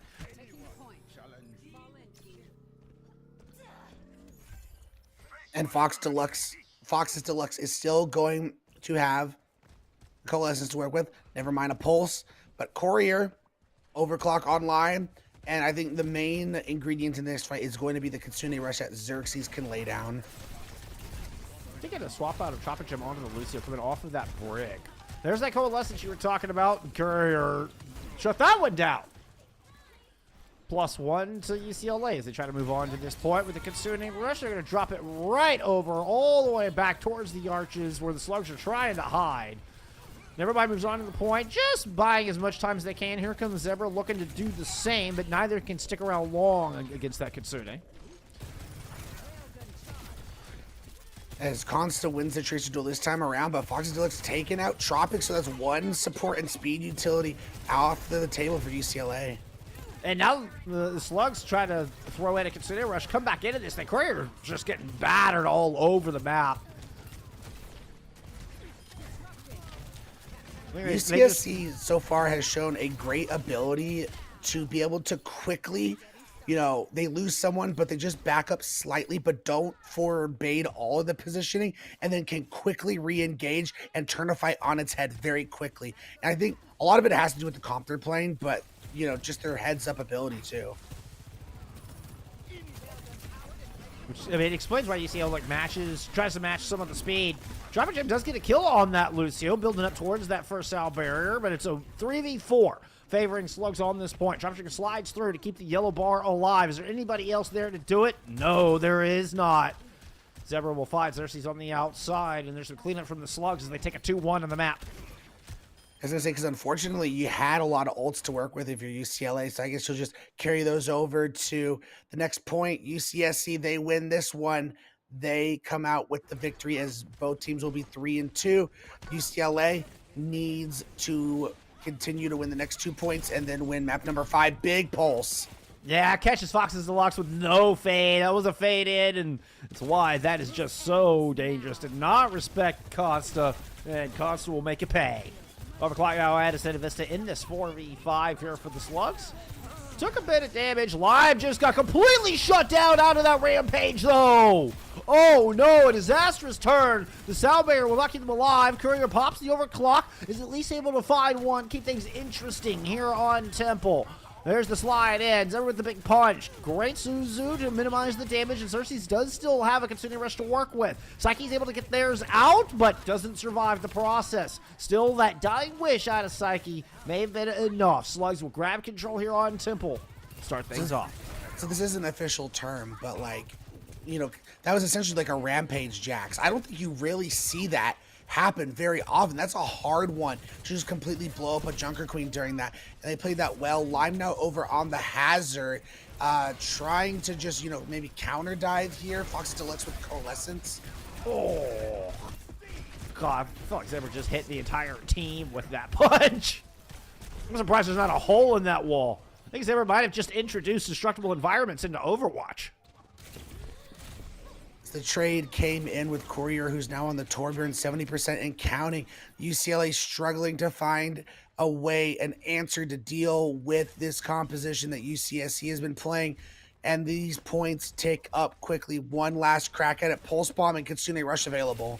Costa stuck a few of them already here tonight. Trying to blink away from Fox's Deluxe and Nevermind. Find a good opportunity to land this one. Could be the biggest one of the day. Oh, what a bump! Zebra sends Courier down for a swim. They're going to be watching a respawn timer as UCLA are fighting for their life here on Temple. They do have that Kitsune rush, and they've managed to sneak a cap out from underneath. But here comes the Slugs back in force. Santa Vista is down. The flip happens. Slugs have control. Lime punched out of this fight. The Soundbearer only hits the 2 supports. Tropic Chip is forced to move on to this objective. Xerxes swift step in to try to keep it alive, but there is just not enough strength left in the UCLA squad. The Slugs will move up to 3-2 as they take the 3-1 on Suravasa. Tropic Gym, the last-ditch effort, but it is not to be. So now we're 15 for 17, our 3-0s, and the rest are 3-1s. As UCSC able to take this 3-1 as the Zebra Doomfist composition reigns supreme. As UCLA, there was one shining moment with that Zarya composition on Kings Row, but they just couldn't make it work with those subsequent maps. After that, there were moments, but they couldn't string together enough of them as UCSC was able to slightly adjust how they played within the Doomfist composition to really avoid the devastation that happened on Kings Row. Yeah, I mean, really good adjustments to try to match, especially going into Esperanza. Yeah, coming out of Kings Row. I mean, they got full health. Like, they got nothing on Kings, y'all. It was pretty devastating against the Slugs, and they stick with it, make some small adjustments. We saw Nevermind in particular making a few adjustments there throughout that final map on Suravasa, kind of bounced around between a couple heroes. But those little tweaks. What was that? I said Sadavestin, man. Like, yeah. He turned it up after Kings Row. That's my first introduction with that player. I mean, had a spectacular series. I'll be definitely keeping an eye on that Sojourn. My goodness. Whew. Congratulations to the Slugs. Both teams 3-2, still vying for playoff eligibility, top 4 as the season. We have about 3 weeks left before we hit playoffs. But now that's pretty much going to wrap things up for us tonight, man. Yeah. I mean, all the 2 and 4, all the 2 through 4 teams have beat each other in this group. Things are going to get real interesting over these next 3 weeks as we head into that postseason, Ray. It's going to get real interesting. First seed's pretty much locked in, but past that, it is totally up for grabs here in this Division 2 Group A. But, yeah, as you're starting to say, yeah, it is that's all we got for you tonight. We really appreciate you hanging out with us on this wonderful Friday night. Enjoy some collegiate Overwatch. Big shout-out to our people behind the scenes, Caroline and Chippy here. Behind the scenes, keeping it going. But from all of us here at NECC, big shout out and thank you to Westfield Farms and G Fuel as well for their support and allowing us to keep bringing you these amazing games. But we'll have a whole bunch of more collegiate action next week. Y'all enjoy the rest of the weekend. We'll see you back here next week for more NECC. Have a great weekend, y'all. Bye-bye.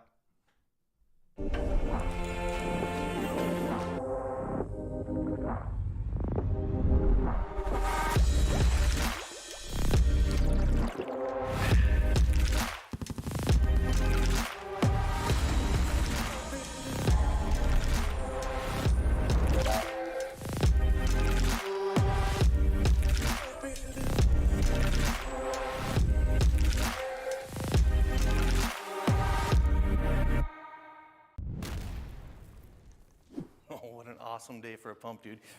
Yeah, I gotta take it easy. Doc says if I exert myself, I will die. You overexert yourself, you will die. I'll tell you what, you finish the workout, all these could be yours. That looks good. A little bit of honey ham for the ham. Get after it, and that's your get after it, and that's your treat. Hey, do the exercise, do the work, then you get the reward. That's how this works, man. You gotta give it max effort, maximum effort. That's what I'm talking about, baby. Big hams. Make it work, those hams. Work 'em. Putting in the work. Yeah, baby. Yes. Dude, this is a spicy workout. Gotta make it worth it. Building the beef and bringing home the bacon, baby. I'm loving it. Teriyaki is just about within your reach. Come on, get you some. Come on. Ooh, ooh. Maximum effort. Maximum effort. You're there. You're almost there.